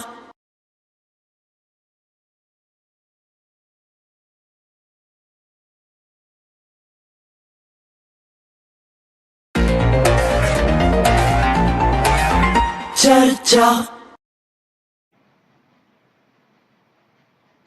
ਬ੍ਰੇਕ ਤੋਂ ਬਾਅਦ ਤੁਹਾਡਾ ਫੇਰ ਸਵਾਗਤ। ਘੁੰਮਣ ਸਾਹਿਬ, ਇਸ ਡਿਬੇਟ ਦਾ ਇਹ ਵੀ ਮਤਲਬ ਹੁੰਦਾ ਕਿ ਅਸੀਂ ਕੋਈ ਨਾ ਕੋਈ ਸੁਝਾਅ ਸਰਕਾਰਾਂ ਨੂੰ ਦਈਏ। ਥੋੜਾ ਜਿਹਾ ਉੱਚੀ ਬੋਲੋ ਵਾਲੀਆ ਸਾਹਿਬ। ਜੀ ਜੀ ਘੁੰਮਣ ਸਾਹਿਬ, ਹਾਂਜੀ, ਮੇਰੀ ਆਵਾਜ਼ ਆ ਰਹੀ ਹੈ? ਬੋਲੋ ਜੀ। ਹਾਂਜੀ ਜੀ ਹਾਂਜੀ ਜੀ, ਮੈਂ ਇਹ ਕਹਿ ਰਿਹਾ ਕਿ ਅਸੀਂ ਇਹ ਵੀ ਕਰਨਾ ਚਾਹੁੰਦੇ ਹਾਂ ਕਿ ਕੁਝ ਚੰਗੇ ਤਰਕ, ਚੰਗੀਆਂ ਸਲਾਹਾਂ ਸਰਕਾਰ ਤੱਕ ਪਹੁੰਚਾਈਏ। ਤੁਸੀਂ ਘਰ ਸ਼ਾਸਤਰੀਓ ਕੋਈ ਹੱਲ ਦੇਖ ਰਹੇ ਹੋ? ਕਿਵੇਂ ਬਚਾਅ ਹੋ ਸਕਦਾ ਹੈ ਵਿੱਤੀ ਸੰਕਟ ਤੋਂ? ਦੇਖੋ, ਇਸ ਤੋਂ ਪਹਿਲਾਂ ਮੈਂ ਦੋ ਨਿੱਕੀ ਨਿੱਕੀ ਗੱਲਾਂ ਕਰਨੀਆਂ। ਇੱਕ ਤਾਂ ਜੀਐਸਟੀ ਤੋਂ ਪਹਿਲਾਂ ਜਿਹੜੀ ਚੁੰਗੀ ਹੈ ਨਾ, ਜੀਐਸਟੀ ਤੋਂ ਪਹਿਲਾਂ ਹੀ ਮਾਫ ਹੋ ਚੁੱਕੀ ਸੀ ਤੇ ਪੰਜਾਬ ਸਰਕਾਰ ਨੇ ਉਹਦਾ ਉਹ ਪੂਰਾ ਮੁਆਵਜ਼ਾ ਨਹੀਂ ਦਿੱਤਾ। ਦੂਜੀ ਗੱਲ ਜਿਹੜੀ ਮੈਂ ਆੜ੍ਹਤੀਆਂ ਦੀ ਕਰ ਰਿਹਾ, ਉਹ 40% 40 ਰੁਪਏ ਪ੍ਰਤੀ ਕੁਇੰਟਲ ਕੀਤਾ। ਹੁਣ ਆਉਂਦੇ ਹੱਲ ਵੱਲ। ਦਰਅਸਲ ਗੱਲ ਤਾਂ ਇਹ ਹੈ ਕਿ ਜਿਹੜਾ ਮੇਰੇ ਦੋਨਾਂ ਦੋਸਤਾਂ ਨੇ ਗੱਲ ਕੀਤੀ ਹੈ ਪੋਲੀਟੀਕਲ ਇਕਨੋਮੀ ਦੀ ਔਰ ਸੰਘੀ ਢਾਂਚੇ ਦੀ, ਹੱਲ ਤਾਂ ਉਸੇ ਵਿੱਚ ਹੀ ਹੈ। ਹੱਲ ਸੰਵਿਧਾਨਿਕ ਢਾਂਚੇ ਵਿੱਚ ਹੈ। ਪਰ ਦੁਖਾਂਤ ਇਹ ਹੈ ਕਿ ਸਾਡੀਆਂ ਜਿਹੜੀਆਂ ਝੰਡਾ ਬਰਦਾਰ ਪਾਰਟੀਆਂ ਸਨ, ਆਟੋਨਮੀ ਦੀ ਗੱਲ ਕਰਨ ਵਾਲੀਆਂ ਸੰਘੀ ਢਾਂਚੇ, ਉਹ ਵੀ ਆਪਣੇ ਪੈਰ ਛੱਡ ਗਏ ਨੇ, ਏਜੰਡਾ ਛੱਡ ਗਏ ਨੇ। ਇੱਕ ਤਾਂ ਇਹ। ਦੂਜਾ, ਜਿਹੜਾ ਜੇ ਅਸੀਂ ਪੰਜਾਬ ਸਰਕਾਰ ਦੇ ਲੈਵਲ ਤੇ ਹੱਲ ਕਰਨਾ ਹੋਏ ਤਾਂ ਪੰਜਾਬ ਦਾ ਤੇ ਇਹ ਹੈ ਕਿ ਕੋਈ ਵੀ ਸੈਂਟਰ ਨੂੰ ਇਹੋ ਜਿਹਾ ਹੈਂਡਲ ਨਾ ਦਿਓ ਜਿਸ ਕਰਕੇ ਸੈਂਟਰ ਤੁਹਾਨੂੰ ਵਿੱਚੋਂ ਫੜ ਸਕੇ, ਪਰ ਨਾਲ ਦੀ ਨਾਲ ਆਪਣੀ ਜਿਹੜੀ ਆਟੋਨਮੀ ਆ ਜਿੰਨੀ ਵੀ ਹੈਗੀ ਹੈ ਗਿਵਨ ਸਿਸਟਮ 'ਚ, ਉਹ ਬਰਕਰਾਰ ਰੱਖੋ। ਤੀਜਾ ਹੈ ਕਿ ਤੁਸੀਂ ਜਿਹੜੇ ਸਰਕਾਰੀ ਖਜ਼ਾਨੇ 'ਚ ਪੈਸੇ ਆ ਸਕਦੇ ਨੇ ਹੋਰ, ਜਿਵੇਂ ਕਿ 6ਵਾਂ ਫਾਈਨਾਂਸ ਕਮਿਸ਼ਨ ਹੈ ਜਿਹਨੇ ਮਿਊਨਿਸਪੈਲਿਟੀ ਤੇ ਆਪਣਾ ਪੰਚਾਇਤਾਂ ਨੂੰ ਫੰਡਸ ਦੇਣੇ ਹੁੰਦੇ ਨੇ, ਕੰਸਟੀਟਿਊਸ਼ਨਲ ਕਮਿਸ਼ਨ ਹੈ, ਉਹਨੇ ਕਿਹਾ ਕਿ 28,500 ਕਰੋੜ ਰੁਪਇਆ ਹੋਰ ਆ ਸਕਦਾ। ਉਹਦੇ ਵਿੱਚ ਅੰਕੜੇ ਦਰਜ ਨੇ, ਕਿੱਥੋਂ ਕਿੱਥੋਂ ਆ ਸਕਦਾ, ਉਹ ਹੋਰ ਲਿਆਉਣ ਦੀ ਲੋੜ ਹੈ ਨਵਾਂ ਟੈਕਸ ਲਾਉਣ ਤੋਂ ਬਿਨਾਂ। ਸੋ ਤੀਜਾ ਹੈ ਕਿ ਇਸ ਤੋਂ ਇਲਾਵਾ ਪੈਸੇ ਨੂੰ ਠੀਕ ਤਰ੍ਹਾਂ ਖਰਚੋ, ਕਿਉਂਕਿ ਜਿਹੜਾ ਸਰਕਾਰ ਦਾ ਕੰਸੋਲੀਡੇਟਡ ਫੰਡ 'ਚ ਪੈਸਾ ਹੈ, ਉਹ ਸਰਕਾਰ ਦਾ ਜਾਂ ਐਮਐਲਏ ਜਾਂ ਮੰਤਰੀਆਂ ਦਾ, ਚੀਫ ਮਿਨਿਸਟਰ ਦਾ ਨਹੀਂ ਹੈ, ਉਹ ਲੋਕਾਂ ਦਾ ਪੈਸਾ ਹੈ। ਸੋ ਉਸ ਨੂੰ ਠੀਕ ਤਰ੍ਹਾਂ ਖਰਚੋ। ਬਾਕੀ ਹੈ ਕਿ ਸੈਂਟਰ ਨੂੰ ਜਿਹੜਾ ਡੇਟਾ ਹੈ ਉਹ ਠੀਕ ਕਲੈਕਟ ਕਰਕੇ ਭੇਜੋ, ਔਰ ਸੈਂਟਰ ਦੇ ਜੋ ਰਿਕੁਆਇਰਮੈਂਟਸ ਆ ਆਰਡੀਐਫ ਦੇ ਬਾਰੇ ਜਾਂ ਹੋਰ, ਜਿਵੇਂ ਕੈਪਟਨ ਸਰਕਾਰ ਨੇ ਕੀ ਕੀਤਾ ਕਿ ਆਰਡੀਐਫ ਰਾਹੀਂ ਕਿਸਾਨਾਂ ਦਾ ਕਰਜ਼ਾ ਮਾਫ ਕਰ ਲਿਆ। ਠੀਕ ਹੈ, ਤੁਸੀਂ ਕਰਜ਼ਾ ਮਾਫ ਕਰੋ ਜਿੱਥੋਂ ਆਪ ਹੋਰ ਸੋਰਸ ਤੋਂ ਕਰੋ, ਪਰ ਇਹਨੂੰ ਜੇ ਯੂਟਿਲਾਈਜ਼ ਕਰੋਗੇ ਤੇ ਤੁਹਾਨੂੰ ਯੂਸੀ ਸਰਟੀਫਿਕੇਟ ਦੇਣਾ ਔਖਾ ਹੋ ਜਾਏਗਾ। ਇਸ ਤਰ੍ਹਾਂ ਸੰਗਤ ਦਰਸ਼ਨ 'ਚ ਬਹੁਤ ਪੈਸਾ ਰੋੜਿਆ ਗਿਆ। ਸੋ ਮੈਨੂੰ ਲੱਗਦਾ ਕਿ ਇਸ ਕਿਸਮ ਦਾ ਜਿਹੜਾ ਗੁਰੇਜ਼ ਕਰਨਾ ਚਾਹੀਦਾ। ਤੇ ਮੈਂ ਇੱਕ ਬੜੀ ਹੋਰ ਜ਼ਿੰਮੇਵਾਰੀ ਨਾਲ ਗੱਲ ਕਰਾਂਗਾ ਕਿ ਜੇ ਸਭ ਨੂੰ, ਸਾਰੇ ਪੰਜਾਬੀਆਂ ਨੂੰ ਬਹੁਤ ਕੁਝ ਮੁਫਤ ਦੇਣਾ ਸ਼ੁਰੂ ਕੀਤਾ ਤਾਂ ਪੰਜਾਬ ਦਾ ਕੁਝ ਨਹੀਂ ਬਣ ਸਕਦਾ। ਜਿੱਥੋਂ ਜਿਹੜੇ ਸਾਧਨ ਸੰਪੰਨ ਲੋਕ ਨੇ ਉਹਨਾਂ ਤੋਂ ਸਰਵਿਸ ਜਿਹੜਾ ਫੀ ਹੈ, ਯੂਟਿਲਾਈਜੇਸ਼ਨ ਫੀ, ਉਹ ਲੈਣੀ ਚਾਹੀਦੀ ਹੈ। ਅਦਰਵਾਈਜ਼ ਪੰਜਾਬ ਦਾ ਤੁਹਾਡਾ ਟਰਾਂਸਪੋਰਟ ਸੈਕਟਰ ਡੁੱਬ ਜਾਏਗਾ, ਬਿਜਲੀ ਸੈਕਟਰ ਵੀ ਡੁੱਬ ਜਾਏਗਾ। ਤੇ ਜਿਸ ਕਿਸਮ ਦਾ ਮੈਂ ਇੱਕ ਸਾਰੇ ਪੰਜਾਬੀਆਂ ਨੂੰ ਤੁਹਾਡੇ ਮਾਧਿਅਮ ਹੀ ਕਹਿਣਾ ਚਾਹਾਂਗਾ ਕਿ ਸਰਕਾਰਾਂ ਆਪਣੀਆਂ ਵੋਟਾਂ ਲੈਣ ਲਈ ਇਹ ਕੰਮ ਸਾਰੇ ਕਰਦੀਆਂ ਨੇ ਤੇ ਆਪਣੀ ਟਰਮ ਤੱਕ ਸੀਮਤ ਹੈ, ਅੱਗੇ ਵੇਖੀ ਜਾਊਗੀ, ਅਗਲੀ ਵਾਰੀ ਫਿਰ ਇਲੈਕਸ਼ਨ ਦੇਖੀ ਜਾਊਗੀ। ਪੰਜਾਬ ਦੇ ਸਮੁੱਚੇ ਹਿੱਤਾਂ ਦਾ ਕੋਈ ਖਿਆਲ ਨਹੀਂ ਰੱਖ ਰਿਹਾ। ਕੇਂਦਰ ਸਰਕਾਰ ਜਿਹੜੀ ਹੈ ਉਹਨੂੰ ਜੇ ਤੁਸੀਂ ਸਾਹਮਣਾ ਕਰਨਾ ਹੈ, ਉਹਨੂੰ ਜੇ ਠੀਕ ਕਰਨਾ ਹੈ ਤਾਂ ਸਾਰੀਆਂ ਸਟੇਟਾਂ ਨੂੰ ਇਕੱਠੀਆਂ ਹੋ ਕੇ ਇਸ ਵਿੱਚ ਇੱਕ ਮਤ ਹੋਣਾ ਚਾਹੀਦਾ ਹੈ ਕਿ ਜਿਹੜੇ ਰਾਜਾਂ ਦੇ ਅਧਿਕਾਰ ਨੇ ਉਹਨਾਂ ਨੂੰ ਹੋਰ ਖੋਰਾ ਨਾ ਲਓ, ਸਗੋਂ ਨਵੇਂ ਅਧਿਕਾਰ ਦਿਓ ਤੇ ਜਿਹੜਾ ਸਟੇਟ ਆਟੋਨਮੀ ਹੈ ਉਹਨੂੰ ਤਕੜਾ ਕਰੋ। ਕਿਉਂਕਿ ਮੈਂ ਬੀਜੇਪੀ ਰੂਲਡ ਸਰਕਾਰਾਂ ਨੂੰ ਵੀ ਕਹਿਣਾ ਚਾਹਾਂਗਾ ਕਿ ਅੱਜ ਜੇ ਉੱਥੇ ਬੀਜੇਪੀ ਸਰਕਾਰ ਹੈ, ਕੱਲ ਨੂੰ ਕੋਈ ਹੋਰ ਵੀ ਆ ਸਕਦੀ ਹੈ। ਇਹ ਲੋਕਾਂ ਦੇ ਮਸਲੇ ਨੇ, ਪੋਲੀਟੀਕਲ ਪਾਰਟੀਆਂ ਦੇ ਮਸਲੇ ਨੇ ਤੇ ਇਸ ਵੱਡੇ ਮੁਹਾਜ਼ ਤੇ ਖੜੇ ਕਰਕੇ ਨਜਿੱਠਣ ਦੀ ਲੋੜ ਹੈ, ਨਾ ਕਿ ਜਿਹੜਾ ਅਕਾਲੀ ਵੀ ਆਪਣਾ ਏਜੰਡਾ ਛੱਡ ਗਏ ਕਿ ਅਸੀਂ ਆਟੋਨਮੀ ਵਾਲਾ, ਉਹ ਤਾਮਿਲਨਾਡੂ ਵਾਲੇ ਵੀ ਛੱਡ ਗਏ, ਹੋਰ ਵੀ ਬਹੁਤ ਸਾਰੇ ਛੱਡ ਗਏ ਨੇ ਤੇ ਇਹ ਹੋਰ ਮਸਲਿਆਂ ਤੇ ਕੇਂਦਰਿਤ ਹੋ ਕੇ ਲੜਾਈ ਲੜੀ ਜਾ ਰਹੀ ਹੈ। ਔਰ ਇੱਕ ਮੈਂ ਹੋਰ ਕਹਿਣੀ ਚਾਹਾਂਗਾ ਕਿ ਈਵਨ ਜਿਹੜੇ ਖੇਤੀ ਕਾਨੂੰਨ ਸੀ ਉਹਨਾਂ ਵਿੱਚ ਵੀ ਤੁਸੀਂ ਨੋਟ ਕੀਤਾ ਹੋਏਗਾ ਵਾਲੀ ਸਾਹਿਬ, ਤੁਸੀਂ ਬੜੇ ਨੇੜੇ ਜੁੜੇ ਰਹੇ ਹੋ, ਮੇਰੇ ਦੋਸਤ ਵੀ ਜੁੜੇ ਰਹੇ ਨੇ, ਉਹਨਾਂ ਵਿੱਚ ਵੀ ਕਿਸੇ ਪੋਲੀਟੀਕਲ ਪਾਰਟੀ ਨੇ ਜਿਹੜਾ ਆਟੋਨਮੀ ਦਾ ਇਸ਼ੂ, ਸਟੇਟ ਆਟੋਨਮੀ ਦਾ ਇਸ਼ੂ ਨਹੀਂ ਬਣਾਇਆ। ਇਹ ਕਿਹਾ ਕਿ ਰੱਦ ਕਰੋ ਜਾਂ ਫਲਾਣਾ ਕਰੋ ਵੋਟਾਂ ਖਾਤਰ, ਪਰ ਆਟੋਨਮੀ ਦਾ ਇਸ਼ੂ ਨਹੀਂ ਬਣਾਇਆ। ਜਿੰਨੀ ਦੇਰ ਤੱਕ ਸਟੇਟ ਆਟੋਨਮੀ ਦਾ ਇਸ਼ੂ ਮੁੜ ਡਿਬੇਟ 'ਚ ਨਹੀਂ ਆਉਂਦਾ, ਪਬਲਿਕ ਡਿਸਕੋਰਸ 'ਚ ਨਹੀਂ ਆਉਂਦਾ ਤੇ ਉਹਨੂੰ ਲੌਜੀਕਲ ਕੰਕਲੂਜਨ ਤੱਕ ਲੈ ਕੇ ਨਹੀਂ ਜਾਂਦੇ, ਉਨੀ ਦੇਰ ਤੱਕ ਇਹਦਾ ਹੱਲ ਜਿਹੜਾ ਉਹ ਨਹੀਂ ਹੋਣਾ। ਬਿਲਕੁਲ। ਜੇ ਘੁੰਮਣ ਸਾਹਿਬ, ਜਿਹੜੀ ਅੱਜ ਕੱਲ ਪੰਜਾਬ ਸਰਕਾਰ ਦਾ ਜਹਾਜ਼ ਕੇਜਰੀਵਾਲ ਤੇ ਮਾਨ ਸਾਹਿਬ ਕੱਲੇ ਜਿਹੜੇ ਚੀਫ ਮਿਨਿਸਟਰ ਨੂੰ ਮਿਲ ਰਹੇ ਨੇ, ਜਿੱਥੇ ਭਾਜਪਾ ਦੀ ਸਰਕਾਰ ਨਹੀਂ, ਬਹੁਤ ਸਾਰਾ ਰਿਸਪੌਂਸ ਵੀ ਮਿਲਿਆ ਉਹਨਾਂ ਨੂੰ ਸ਼ੁਰੂ ਕੀਤਾ ਸੀ ਨਤੀਸ਼ ਕੁਮਾਰ ਤੋਂ, ਤੇ ਉਸ ਤੋਂ ਬਾਅਦ ਦੇਖ ਲਓ ਮਮਤਾ ਬੈਨਰਜੀ, ਉद्धਵ ਠਾਕਰੇ ਤੇ ਸਟਾਲਨ, ਮੇਰਾ ਖਿਆਲ ਆਲਮੋਸਟ ਸਾਰੇ ਹੀ, ਕੇਸੀ ਰਾਓ ਜਿਹੜਾ ਤੇਲੰਗਾਨਾ ਵਾਲੇ, ਤੇ ਕੱਲ ਫਿਰ ਰਾਂਚੀ ਵੀ ਜਾ ਕੇ ਆਏ ਨੇ ਪਿਛਲੇ ਦਿਨੀ, ਉੱਥੋਂ ਵੀ ਹੇਮੰਤ ਸੋਰੇਨ ਨੇ ਵੀ ਉਹਨਾਂ ਨੂੰ ਸਪੋਰਟ ਦਿੱਤੀ, ਸਾਰਿਆਂ ਨੇ ਦਿੱਤੀ। ਇਹ ਸਪੋਰਟ ਕੱਲੀ ਆਰਡੀਨੈਂਸ ਜਾਂ ਦਿੱਲੀ ਲਈ ਨਾ ਹੋਵੇ, ਇਹ ਇਸ ਕਿਸਮ ਦੇ ਲਈ ਵੀ ਹੋਵੇ ਜਦੋਂ ਵਿਰੋਧੀ ਧਿਰਾਂ ਤੇ ਉੱਥੇ ਕਿਤੇ ਵੀ ਸਟੇਟ ਆਟੋਨਮੀ ਦੀ ਗੱਲ ਨਹੀਂ, ਤੇ ਜੇ ਦਿੱਲੀ ਦੀ ਇਕੱਲੇ ਦੀ ਆਟੋਨਮੀ ਦੀ ਗੱਲ ਹੈ, ਉੱਥੇ ਸਾਰੀਆਂ ਸਟੇਟ ਦੇ ਆਟੋਨਮੀ ਦੀ ਗੱਲ ਕੀਤੀ ਜਾ ਸਕਦੀ ਹੈ। ਘੁੰਮਣ ਸਾਹਿਬ, ਤੁਹਾਡਾ ਜਿਹੜਾ ਇਹ ਸੁਝਾਅ ਕਾਫੀ ਹੈ ਕਿ ਜਿੰਨਾ ਚਿਰ ਇਹ ਜਿਹੜਾ ਹੈ ਖੁਦ ਮੁਖਤਿਆਰੀ ਰਾਜਾਂ ਨੂੰ ਥੋੜੀ ਨਹੀਂ ਜ਼ਿਆਦਾ ਮਿਲਦੀ, ਉਹਨਾਂ ਚਿਰ ਵੀ ਇਸ ਤਰ੍ਹਾਂ ਦਾ ਹੱਲ ਨਹੀਂ ਨਜ਼ਰ ਆਉਂਦਾ। ਇੱਕ ਹੋਰ ਵੀ ਗੱਲ ਹੈ ਕਿ ਜਿਹੜਾ ਅਸੀਂ ਕਹੀ ਜਾਂਦੇ ਟਕਰਾਅ ਦੀ ਲੋੜ, ਬੇਵਜ੍ਹਾ ਟਕਰਾਅ ਦੀ ਲੋੜ ਨਹੀਂ। ਸਤਨਾਮ ਸਿੰਘ ਸੰਧੂ ਸਾਹਿਬ, ਕਿਵੇਂ ਦੇਖਦੇ ਹੋ ਇਹਦਾ ਹੱਲ? ਵਾਲੀਆ ਸਾਹਿਬ, ਇਹ ਮਸਲਾ ਦੋ ਤਰੀਕਿਆਂ ਨਾਲ ਦੇਖਿਆ ਜਾ ਸਕਦਾ ਹੈ। ਪਹਿਲਾ ਤਾਂ ਇਹ ਹੈ ਕਿ ਪੰਜਾਬ ਨੂੰ ਘੱਟੋ ਘੱਟ 25 ਸਾਲ ਦੀ ਕੰਪਰੀਹੈਂਸਿਵ ਇਕਨੋਮਿਕ ਰੋਡ ਮੈਪ ਬਣਾਉਣ ਦੀ ਜ਼ਰੂਰਤ ਹੈ। ਸਾਡੇ ਇਸ ਦੀ ਕਮੀ ਹੋਣ ਕਰਕੇ ਅਸੀਂ ਸੈਕਟਰ ਵਾਈਜ਼ ਸਪੈਸੀਫਾਈਡ ਨਹੀਂ ਕਰ ਸਕੇ ਕਿ ਆਉਣ ਵਾਲੇ 25 ਸਾਲਾਂ ਦੇ ਵਿੱਚ ਸਾਡੀਆਂ ਦੇਣਦਾਰੀਆਂ ਕਿੰਨੀਆਂ ਤੇ ਲੈਣਦਾਰੀਆਂ ਕਿੰਨੀਆਂ ਹੋਣਗੀਆਂ, ਉਹਨਾਂ ਦੇ ਵਿੱਚ ਕਿਸ ਹੈੱਡ ਦੇ ਵਿੱਚ ਕਿੰਨਾ ਪੈਸਾ ਰੱਖਿਆ ਜਾਊਗਾ। ਨੰਬਰ 1। ਨੰਬਰ 2 ਇਹ ਹੈ ਕਿ ਬਹੁਤ ਸਾਰੀਆਂ ਸਕੀਮਾਂ ਸਾਡੀਆਂ ਜਿਹੜੀਆਂ ਨਾਨ ਪ੍ਰੋਡਕਟਿਵ ਇਨਵੈਸਟਮੈਂਟ ਜਿਹਨਾਂ ਨੂੰ ਕਿਹਾ ਜਾਂਦਾ ਹੈ, ਜਿਵੇਂ ਬਿਜਲੀ ਦੇ ਬਿੱਲ ਮਾਫ ਕਰਨੇ ਜਾਂ ਬੱਸਾਂ ਦਾ ਸਫ਼ਰ ਫ੍ਰੀ ਕਰਨਾ, ਸਾਈਕਲ ਮੁਫਤ ਦੇਣੇ, ਕਿਸੇ ਨੂੰ ਮੋਬਾਈਲ ਮੁਫਤ ਦੇਣੇ, ਜਾਂ ਹੋਰ ਬਹੁਤ ਸਾਰੀਆਂ ਸਕੀਮਾਂ ਇਸ ਕਿਸਮ ਦੀਆਂ ਚਲਾਈਆਂ ਜਾ ਰਹੀਆਂ, ਜਦੋਂ ਕਿ ਹੋਣਾ ਇਹ ਚਾਹੀਦਾ ਕਿ ਇਹਨਾਂ ਸਾਰੀਆਂ ਦੀ ਬਜਾਏ ਇਸ ਕਿਸਮ ਦਾ ਇਨਫਰਾਸਟ੍ਰਕਚਰ ਕ੍ਰੀਏਟ ਕੀਤਾ ਜਾਵੇ ਕਿ ਲੋਕਾਂ ਨੂੰ ਖੁਰਾਕ ਦੇਣ ਦੀ ਥਾਂ ਤੇ ਇੰਪਲੋਇਮੈਂਟ ਦਿੱਤੀ ਜਾਵੇ, ਤਾਂ ਕਿ ਲੋਕ ਹੈ ਜਿਹੜੇ ਉਹਨਾਂ ਦੀ ਜੇਬ ਦੇ ਵਿੱਚ ਇੱਜ਼ਤ ਨਾਲ ਪੈਸਾ ਆਵੇ, ਉਹਨਾਂ ਦੀ ਜੇਬ ਦੇ ਵਿੱਚ ਜਾਣ ਵਾਲਾ ਪੈਸਾ ਕਿਸੇ ਵਿਸ਼ੇਸ਼ ਰਾਜਨੀਤਿਕ ਦਲ ਦੀ ਖੁਰਾਕ ਨਾ ਲੱਗੇ। ਸਾਡੇ ਜਿਹੜੇ ਡਿਫਰੈਂਟ ਸਟੇਟ ਦੇ ਇਕਨੋਮਿਸਟ ਆ, ਲੰਬੇ ਸਮੇਂ ਤੋਂ ਭਾਵੇਂ ਇਸ ਪਾਸੇ ਕੰਮ ਕਰਦੇ ਰਹੇ ਹੈ, ਪਰ ਮੈਨੂੰ ਲੱਗਦਾ ਹਲੇ ਵੀ ਸਾਡੀ ਜਿਹੜੀ ਕੰਪਰੀਹੈਂਸਿਵ ਇਕਨੋਮਿਕ ਪਲੈਨਿੰਗ ਹੈ ਸਟੇਟ ਦੀ, ਉਹ ਬਿਲਕੁਲ ਕ੍ਰਿਸਟਲ ਕਲੀਅਰ ਨਹੀਂ ਹੈ। ਸਾਡੇ ਸ਼ਾਇਦ ਹੀ ਕੋਈ ਇਕਨੋਮਿਸਟ ਇਸ ਕਿਸਮ ਦੀ ਗੱਲ ਦੱਸ ਸਕੇ ਕਿ ਸਾਡੀਆਂ ਸਰਕਾਰਾਂ ਨੇ ਅਕ੍ਰੋਸ ਦੀ ਗਰੁੱਪ, ਅਕ੍ਰੋਸ ਦਾ ਪੋਲੀਟੀਕਲ ਪਾਰਟੀਜ਼ ਕੋਈ ਇਸ ਕਿਸਮ ਦਾ ਰੋਡ ਮੈਪ ਬਣਾਇਆ ਹੈ ਕਿ ਜੇ ਪੰਜਾਬ ਇਸ ਲਾਈਨ ਦੇ ਉੱਪਰ ਚੱਲੂਗਾ ਤਾਂ ਉਹ ਇੰਨੇ ਚਿਰ ਦੇ ਵਿੱਚ ਕਰਜ਼ਾ ਮਾਫ ਹੋ ਸਕਦਾ ਹੈ। ਦੂਸਰੀ ਗੱਲ ਜਿਹਦਾ ਵਾਰ-ਵਾਰ ਅਸੀਂ ਜ਼ਿਕਰ ਕਰ ਰਹੇ ਹਾਂ, ਸਟੇਟ ਆਟੋਨਮੀ ਦੀ। ਬਦਕਿਸਮਤੀ ਇਹ ਹੈ ਕਿ ਇੱਕ ਸਮੇਂ ਤੇ ਪੰਜਾਬ ਦੇ ਵਿੱਚ ਸਟੇਟ ਆਟੋਨਮੀ ਵਾਸਤੇ ਪੰਜਾਬ ਲੰਬਰਦਾਰ ਬਣ ਕੇ ਅਕਾਲੀ ਦਲ ਨੂੰ ਅੱਗੇ ਲਾ ਕੇ ਚੱਲਿਆ ਸੀ, ਪਰ ਅਨਫਾਰਚੂਨੇਟਲੀ ਕੇਂਦਰ ਸਰਕਾਰ ਜਿਹੜੀ ਉਸ ਸਮੇਂ ਦੀ ਸੀ, ਉਹਨਾਂ ਨੇ ਇਸ ਨੂੰ ਇਸ ਤਰੀਕੇ ਨਾਲ ਸਾਬੋਤਾਜ ਕੀਤਾ ਕਿ ਬਹੁਤ ਹੱਦ ਤੱਕ ਸਟੇਟ ਆਟੋਨਮੀ ਨੂੰ ਮਤਲਬ ਐਂਟੀ ਨੇਸ਼ਨ ਬਣਾ ਕੇ ਖਾਲਿਸਤਾਨ ਦੀ ਮੂਵਮੈਂਟ ਵਰਗੀ ਚੀਜ਼ ਬਣਾ ਕੇ ਪੇਸ਼ ਕਰਨਾ ਸ਼ੁਰੂ ਕਰ ਦਿੱਤਾ। ਜਦੋਂ ਕੋਈ ਸਟੇਟ ਵੱਧ ਅਧਿਕਾਰਾਂ ਦੀ ਗੱਲ ਕਰਦੀ ਹੈ ਤਾਂ ਇਹਦਾ ਮਤਲਬ ਉਹ ਸੈਪਰੇਸ਼ਨ ਨਹੀਂ ਮੰਗਦੀ, ਇਹਦਾ ਮਤਲਬ ਇਹ ਹੈ ਕਿ ਉਹ ਦੇਖਣਾ ਚਾਹੁੰਦੀ ਹੈ ਕਿ ਉਸ ਨੂੰ ਆਪਣੇ ਰਾਜ ਨੂੰ ਗਵਰਨ ਕਰਨ ਵਾਸਤੇ, ਆਪਣੀ ਰਾਜ ਦੀ ਇੰਡਸਟਰੀ ਨੂੰ ਬਚਾਉਣ ਵਾਸਤੇ ਕਿੰਨਾ ਚੀਜ਼ਾਂ ਦੀ ਜ਼ਰੂਰਤ ਪੈਣੀ ਹੈ ਤੇ ਉਹਨਾਂ ਨੂੰ ਉਹ ਕਿਵੇਂ ਹੈਂਡਲ ਕਰ ਸਕਦੀ ਹੈ। ਅਸੀਂ ਸਿਰਫ ਜੇ ਗੱਲਾਂ ਕਰਾਂਗੇ, ਸਾਡੇ 50 ਕਿਲੋਮੀਟਰ ਤੱਕ ਦਾ ਏਰੀਆ ਕੇਂਦਰ ਨੇ ਇਨਡਾਇਰੈਕਟਲੀ ਆਪਣੇ ਹੱਥ 'ਚ ਲੈ ਲਿਆ। ਸਾਡੀ ਇੱਕ ਵਾਈਸ ਚਾਂਸਲਰ ਲਾਉਣ ਤੱਕ ਦੀ ਜਿਹੜੀ ਸਟੇਟ ਦੀ ਪਾਲਿਸੀ ਹੁੰਦੀ ਹੈ, ਗਵਰਨਰ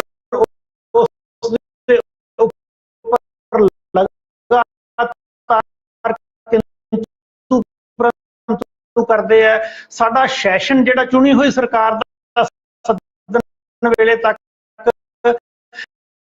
ਜਿਹੜਾ ਸਟੇਟ ਦਾ ਗਵਰਨਰ ਹੈ, ਉਹ ਬਹੁਤ ਸਾਰੀਆਂ ਉਸ ਤੇ ਹੋਰ ਕਿਸਮ ਦੀਆਂ ਗੱਲਾਂ ਕਰਦੇ ਹੈ। ਅਸੀਂ ਆਟੋਨਮੀ ਦੀ ਗੱਲ ਕਰਦੇ ਅੱਗੇ ਨੂੰ ਜਾਣ ਦੀ ਬਜਾਏ 4-5 ਕਦਮ ਪਿੱਛੇ ਨੂੰ ਆ ਗਏ ਹੈ। ਸਾਨੂੰ ਸਾਡੀ ਰਾਜਧਾਨੀ ਨਹੀਂ ਮਿਲੀ ਜਿਸ ਦਾ ਵਾਅਦਾ ਕੀਤਾ ਸੀ, ਸਾਨੂੰ ਪੰਜਾਬੀ ਬੋਲਦੇ ਇਲਾਕੇ ਨਹੀਂ ਮਿਲੇ, ਸਟੇਟ ਦਾ ਜਿਹੜਾ ਹੋਰ ਇੰਡੀਪੈਂਡੈਂਟ ਲੈਵਲ ਤੇ ਫੈਸਲੇ ਲੈਣ ਵਾਲੀਆਂ ਚੀਜ਼ਾਂ ਨਹੀਂ ਮਿਲੀਆਂ। ਇਸੇ ਤਰੀਕੇ ਨਾਲ ਜਿਹੜੇ ਸਾਡੇ ਆਰਥਿਕ ਪੈਕੇਜ ਸੀ ਜਾਂ ਬਣਦਾ ਕਿਸੇ ਰਾਜ ਦਾ ਹੱਕ ਹੁੰਦਾ ਹੈ ਉਹ ਵੀ ਨਹੀਂ ਮਿਲ ਰਿਹਾ। ਮੈਨੂੰ ਇਹ ਲੱਗਦਾ ਕਿ ਇਸ ਸਾਰੇ ਨੂੰ ਪੋਲੀਟੀਕਲੀ ਸਾਬੋਤਾਜ ਕਰਨ ਵਾਸਤੇ ਸਾਰੀਆਂ ਪਾਰਟੀਆਂ ਨੂੰ ਇੱਕ ਸਾਈਡ ਤੇ ਧੱਕਿਆ ਜਾ ਰਿਹਾ ਹੈ। ਉਸੇ ਇਕਨੋਮਿਕ ਏਜੰਡੇ ਦੇ ਤਹਿਤ ਧੱਕੇ ਨਾਲ ਕੇਂਦਰੀ ਯੂਨੀਵਰਸਿਟੀਆਂ ਬਣਾਈਆਂ ਜਾ ਰਹੀਆਂ, ਕੋਸ਼ਿਸ਼ ਇਹ ਕੀਤੀ ਜਾ ਰਹੀ ਹੈ ਕਿ ਸਟੇਟ ਜਿਹੜੀ ਐਜੂਕੇਸ਼ਨ ਹੈ ਉਹਨੂੰ ਵੀ ਕਿਸੇ ਨਾ ਕਿਸੇ ਤਰੀਕੇ ਨਾਲ ਆਪਣੇ ਹੱਥ 'ਚ ਲਿਆ ਜਾਵੇ। ਇਸ ਕਰਕੇ ਜਿਹੜੀ ਨਿਊ ਐਜੂਕੇਸ਼ਨ ਪਾਲਿਸੀ ਹੈ, ਕੱਲ ਨੂੰ ਇਸੇ ਕਿਸਮ ਦੀ ਨਿਊ ਇਕਨੋਮਿਕ ਪਾਲਿਸੀ ਵੀ ਆਊਗੀ ਜਿਹਦੇ ਵਿੱਚ ਸ਼ਾਇਦ ਇਹ ਵੀ ਕਿਹਾ ਜਾਵੇ ਕਿ ਹੁਣ ਸਟੇਟ ਦਾ ਬਜਟ ਹੈ ਜਿਹੜਾ ਉਹ ਕੇਂਦਰ ਵੱਲੋਂ ਬਣ ਕੇ ਆਇਆ ਕਰੂਗਾ। ਮੈਨੂੰ ਇਹ ਲੱਗਦਾ ਹੈ ਕਿ ਆਉਣ ਵਾਲੇ ਸਮੇਂ ਦੇ ਵਿੱਚ ਸ਼ਾਇਦ ਜਿਹੜੀ ਤੁਸੀਂ ਅੱਜ ਦੇ ਟੌਪਿਕ ਦੇ ਵਿੱਚ ਨਾਕਾਬੰਦੀ ਦੀ ਗੱਲ ਕੀਤੀ ਹੈ, ਇਹ ਨਾਕਾਬੰਦੀ ਹੋਰ ਵੀ ਸਖਤ ਹੋਊਗੀ ਤੇ ਹੋਰ ਵੀ ਜਿਹੜੀਆਂ ਸਟੇਟਾਂ ਉਹਨਾਂ ਦਾ ਗਲ ਘੁੱਟਿਆ ਜਾਊਗਾ। ਤੇ ਹੋ ਸਕਦਾ ਹੈ ਜਿਹਦੇ ਵੱਲ ਇਸ਼ਾਰੇ ਵੀ ਹੋ ਰਹੇ ਹੈ ਕਿ ਸਿੱਧੀ VOTING ਵੀ ਕਰਨੀ ਸ਼ੁਰੂ ਕਰ ਦੇਣ, ਜਿਹਦੇ ਬਾਰੇ ਪਿੱਛੇ ਇਸ਼ਾਰੇ ਹੋਏ ਸੀ ਕਿ ਅਸੀਂ ਰਾਜ ਤੇ ਕੇਂਦਰ ਦੀਆਂ ਜਿਹੜੀਆਂ ਵੋਟਾਂ ਇੱਕੋ ਸਮੇਂ ਪਵਾਇਆ ਕਰਾਂਗੇ ਤਾਂ ਕਿ ਪੂਰੀ ਤਾਕਤ ਹੈ ਜਿਹੜੀ ਉਹਦੀ ਕੰਸੋਲੀਡੇਸ਼ਨ ਕੀਤੀ ਜਾ ਸਕੇ। ਵਾਲੀਆ ਸਾਹਿਬ ਜੀ ਜਿੱਥੇ ਤੱਕ ਤੁਸੀਂ ਇਹ ਗੱਲ ਕਰ ਰਹੇ ਹੋ ਤਾਂ ਦੂਜੇ ਪਾਸੇ ਜਿਹੜੀ ਘੁੰਮਣ ਸਾਹਿਬ ਨੇ ਤੇ ਤੁਸੀਂ ਵੀ ਫ੍ਰੀ ਵੀਜ਼ ਦੀ ਗੱਲ ਕੀਤੀ ਹੈ, ਜਿਹਨੂੰ ਮੋਦੀ ਸਾਹਿਬ ਮੁਫਤ ਦੀਆਂ ਰਿਊੜੀਆਂ ਕਹਿੰਦੇ, ਉਹ ਤਾਂ ਕਾਂਗਰਸ ਪਾਰਟੀ ਵੀ ਹੈ। ਕਰਨਾਟਕਾ 'ਚ ਦੇਖੋ ਕੀ ਕੀ ਗਰੰਟੀਆਂ ਦਿੱਤੀਆਂ ਨੇ ਰਾਹੁਲ ਗਾਂਧੀ ਨੇ, ਇਹ ਤਾਂ ਸਾਰੀਆਂ ਪਾਰਟੀਆਂ ਹੀ ਕਰ ਰਹੀਆਂ ਨੇ। ਖੈਰ ਲਾਸਟ ਦੇ ਵਿੱਚ ਰਜਿੰਦਰਪਾਲ ਬਰਾੜ ਸਾਹਿਬ, ਦੇਖੋ ਗੱਲ ਕਿਤੇ ਬਹੁਤੀ ਸਾਈਡ ਲਾਈਨ ਨਾ ਚਲੀ ਜਾਵੇ, ਪਰ ਮੈਂ ਨਾ ਫ੍ਰੀ ਬੀਜ਼ ਬਾਰੇ ਜ਼ਰੂਰ ਕਮੈਂਟ ਕਰਨਾ ਚਾਹੁੰਦਾ ਹੈ ਕਿ ਫ੍ਰੀ ਬੀਜ਼ ਕੀ ਚੀਜ਼ ਆ। ਜਿਹੜੇ ਮੋਦੀ ਸਾਹਿਬ ਖੁਦ ਰਿਓੜੀਆਂ ਕਹਿੰਦੇ ਆ, ਖੁਦ ਵੀ ਉਹ ਆਪਣੇ ਸ਼ਾਸਿਤ ਰਾਜਾਂ ਵਿੱਚ ਤੇ ਕੇਂਦਰ ਵੱਲੋਂ ਵੀ ਕੀ ਵੰਡਦੇ ਨੇ, ਇਸ ਗੱਲ ਨੂੰ ਆਪਾਂ ਛੱਡੀਏ। ਅਸਲ ਦੇ ਵਿੱਚ ਤਾਂ ਕੀ ਆ ਕਿ ਕਿਸੇ ਇਲਾਕੇ ਦੇ ਵਿੱਚ ਉਸ ਦੀ ਆਰਥਿਕ ਗਰੋਥ ਕਿਹਨਾਂ ਦਿਸ਼ਾਵਾਂ ਵੱਲ ਹੋਣੀ ਚਾਹੀਦੀ ਹੈ, ਇਹਦਾ ਫੈਸਲਾ ਉਸ ਖਿੱਤੇ ਦੇ ਉਸ ਰਾਜ ਦੇ ਲੋਕਾਂ ਨੂੰ ਕਰਨ ਦਾ ਅਧਿਕਾਰ ਹੋਣਾ ਚਾਹੀਦਾ, ਨਾ ਕਿ ਕੇਂਦਰ ਕਰੇ। ਹੁਣ ਦੀ ਸਥਿਤੀ ਦੇ ਵਿੱਚ ਕੀ ਆ ਕਿ ਕੇਂਦਰ ਆ ਜਿਹੜਾ ਉਹ ਉਹਨਾਂ ਰਾਜਾਂ ਪ੍ਰਤੀ ਦਵੇਸ਼ ਦੀ ਭਾਵਨਾ ਰੱਖਦਾ ਹੈ ਜਿਹੜੇ ਪੋਲੀਟੀਕਲੀ ਉਸ ਨਾਲ ਨਹੀਂ ਚੱਲਦੇ। ਤੇ ਜਿਹੜੀ ਮੌਜੂਦਾ ਨਾਕਾਬੰਦੀ ਹੋ ਰਹੀ ਆ ਇਹਦਾ ਪਿਛੋਕੜ ਕਿਤੇ ਇੱਥੇ ਪੰਜਾਬ ਵਿੱਚ ਲਗਾਤਾਰ ਕੇਂਦਰ ਦੇ ਉਲਟ ਪਾਰਟੀਆਂ ਦਾ ਰਹਿਣਾ ਹੈ ਕਿ ਜੇ ਉੱਥੇ ਕਾਂਗਰਸ ਪਾਰਟੀ ਦਾ ਰਾਜ ਆ ਤਾਂ ਇੱਥੇ ਮੱਕੇ ਅਕਾਲੀ ਦਲ ਦਾ ਰਾਜ ਆ, ਜੇ ਉੱਥੇ ਮੱਕੇ ਭਾਜਪਾ ਦਾ ਰਾਜ ਆ ਤਾਂ ਇੱਥੇ ਆਮ ਆਦਮੀ ਪਾਰਟੀ ਦਾ ਰਾਜ ਆ। ਇੱਕ ਤਾਂ ਇਸ ਗੱਲ ਨੂੰ ਉਹ ਸਬਕ ਸਿਖਾਉਣਾ ਚਾਹੁੰਦੇ ਆ। ਦੂਸਰਾ ਇਹ ਕਿ ਜਿਹੜੀਆਂ ਇਸ ਖਿੱਤੇ ਦੇ ਵਿੱਚੋਂ ਦੇਸ਼ ਦੀ ਆਰਥਿਕਤਾ ਨੂੰ, ਦੇਸ਼ ਦੀ ਸਿਆਸਤ ਨੂੰ ਪ੍ਰਭਾਵਿਤ ਕਰਨ ਵਾਲੇ ਅੰਦੋਲਨ ਚੱਲਦੇ ਆ, ਚਾਹੇ ਉਹ ਕਿਸਾਨ ਅੰਦੋਲਨ ਹੋਵੇ ਤੇ ਚਾਹੇ ਕੋਈ ਹੋਰ ਅੰਦੋਲਨ ਹੋਵੇ। ਹੁਣ ਜਿਹੜਾ ਪਹਿਲਵਾਨਾਂ ਦਾ ਅੰਦੋਲਨ ਆ ਉਹ ਕੋਈ ਸਿਆਸੀ ਅੰਦੋਲਨ ਤਾਂ ਨਹੀਂ ਆ, ਪਰ ਪੰਜਾਬ ਦੀ ਜਿਹੜੀ ਉੱਥੇ ਭਾਗੀਦਾਰੀ ਆ ਉਹ ਇਹ ਆ ਕਿ ਹੱਕ, ਸੱਚ, ਨਿਆਂ ਨਾਲ ਖੜਨ ਦੀ। ਇਸ ਗੱਲ ਦੇ ਲਈ ਇਹ ਕਿ ਭਾਜਪਾ ਜਿਹੜੀ ਜਾਂ ਕੇਂਦਰ ਦੇ ਵਿੱਚ ਜਿਹੜੀ ਵੀ ਸੱਤਾ ਦੇ ਵਿੱਚ ਸਰਕਾਰ ਹੋਵੇ ਉਹ ਪੰਜਾਬ ਨੂੰ ਸਬਕ ਸਿਖਾਉਣਾ ਚਾਹੁੰਦੀ ਹੈ। ਉਸ ਸਬਕ ਦੇ ਸਿੱਟੇ ਵਜੋਂ ਇਹ ਬਹਾਨੇ ਬਣਾ ਕੇ ਪਹਿਲਾਂ ਤਾਂ ਇਹਦੇ ਅਧਿਕਾਰ ਖੋਏ ਜਾਂਦੇ, ਪੈਸੇ ਆਪਦੇ ਹੱਥ ਵਿੱਚ ਕੀਤੇ ਜਾਂਦੇ, ਮੁੜ ਕੇ ਉਹ ਪੈਸੇ ਵੰਡਣ ਲੱਗਿਆ ਨਜਾਇਜ਼ ਕਿਸਮ ਦੀਆਂ ਸ਼ਰਤਾਂ ਆਰੋਪਿਤ ਕੀਤੀਆਂ ਜਾਂਦੀਆਂ। ਕਿਸੇ ਵੀ ਰਾਜ ਦੇ ਖਿੱਤੇ ਨੂੰ ਆਪਣੇ ਸਕੀਮਾਂ ਬਣਾਉਣ ਦਾ, ਆਪਣੇ ਢੰਗ ਨਾਲ ਉਸ ਪੈਸੇ ਨੂੰ ਵਰਤਣ ਦਾ ਅਧਿਕਾਰ ਹੋਣਾ ਚਾਹੀਦਾ, ਨਾ ਕਿ ਇੱਥੇ ਕੇਂਦਰ ਦੀ ਜਿਹਨੂੰ ਕਹਿੰਦੇ ਆ ਕਿ ਨੰਬਰਦਾਰੀ ਚੱਲਣੀ ਚਾਹੀਦੀ ਆ, ਉਹਦੀ ਬਸਤੀਵਾਦੀ ਹਕੂਮਤ ਚੱਲਣੀ ਚਾਹੀਦੀ। ਦੂਜੇ ਪਾਸੇ ਜਿਹੜੀਆਂ ਰਾਜਾਂ ਦੇ ਵਿੱਚ ਸਰਕਾਰਾਂ ਚੱਲ ਰਹੀਆਂ ਉਹਨਾਂ ਦੀ ਵੀ ਕੋਈ ਜ਼ਿੰਮੇਵਾਰੀ ਬਣਦੀ ਆ ਕਿ ਉਹ ਅਜਿਹੀਆਂ ਸਕੀਮਾਂ ਨਾ ਬਣਾਉਣ ਕਿ ਜਿਹੜੀਆਂ ਤੱਟ-ਫੱਟ ਉਹਨਾਂ ਨੂੰ ਸਿਆਸੀ ਫਾਇਦਾ ਤਾਂ ਦਿੰਦੀਆਂ ਹੋਣ ਪਰ ਲੰਮੇ ਸਮੇਂ ਦੇ ਵਿੱਚ ਉਹ ਉਸ ਰਾਜ ਦਾ ਹੀ ਘਾਣ ਕਰਦੀਆਂ ਹੋਣ।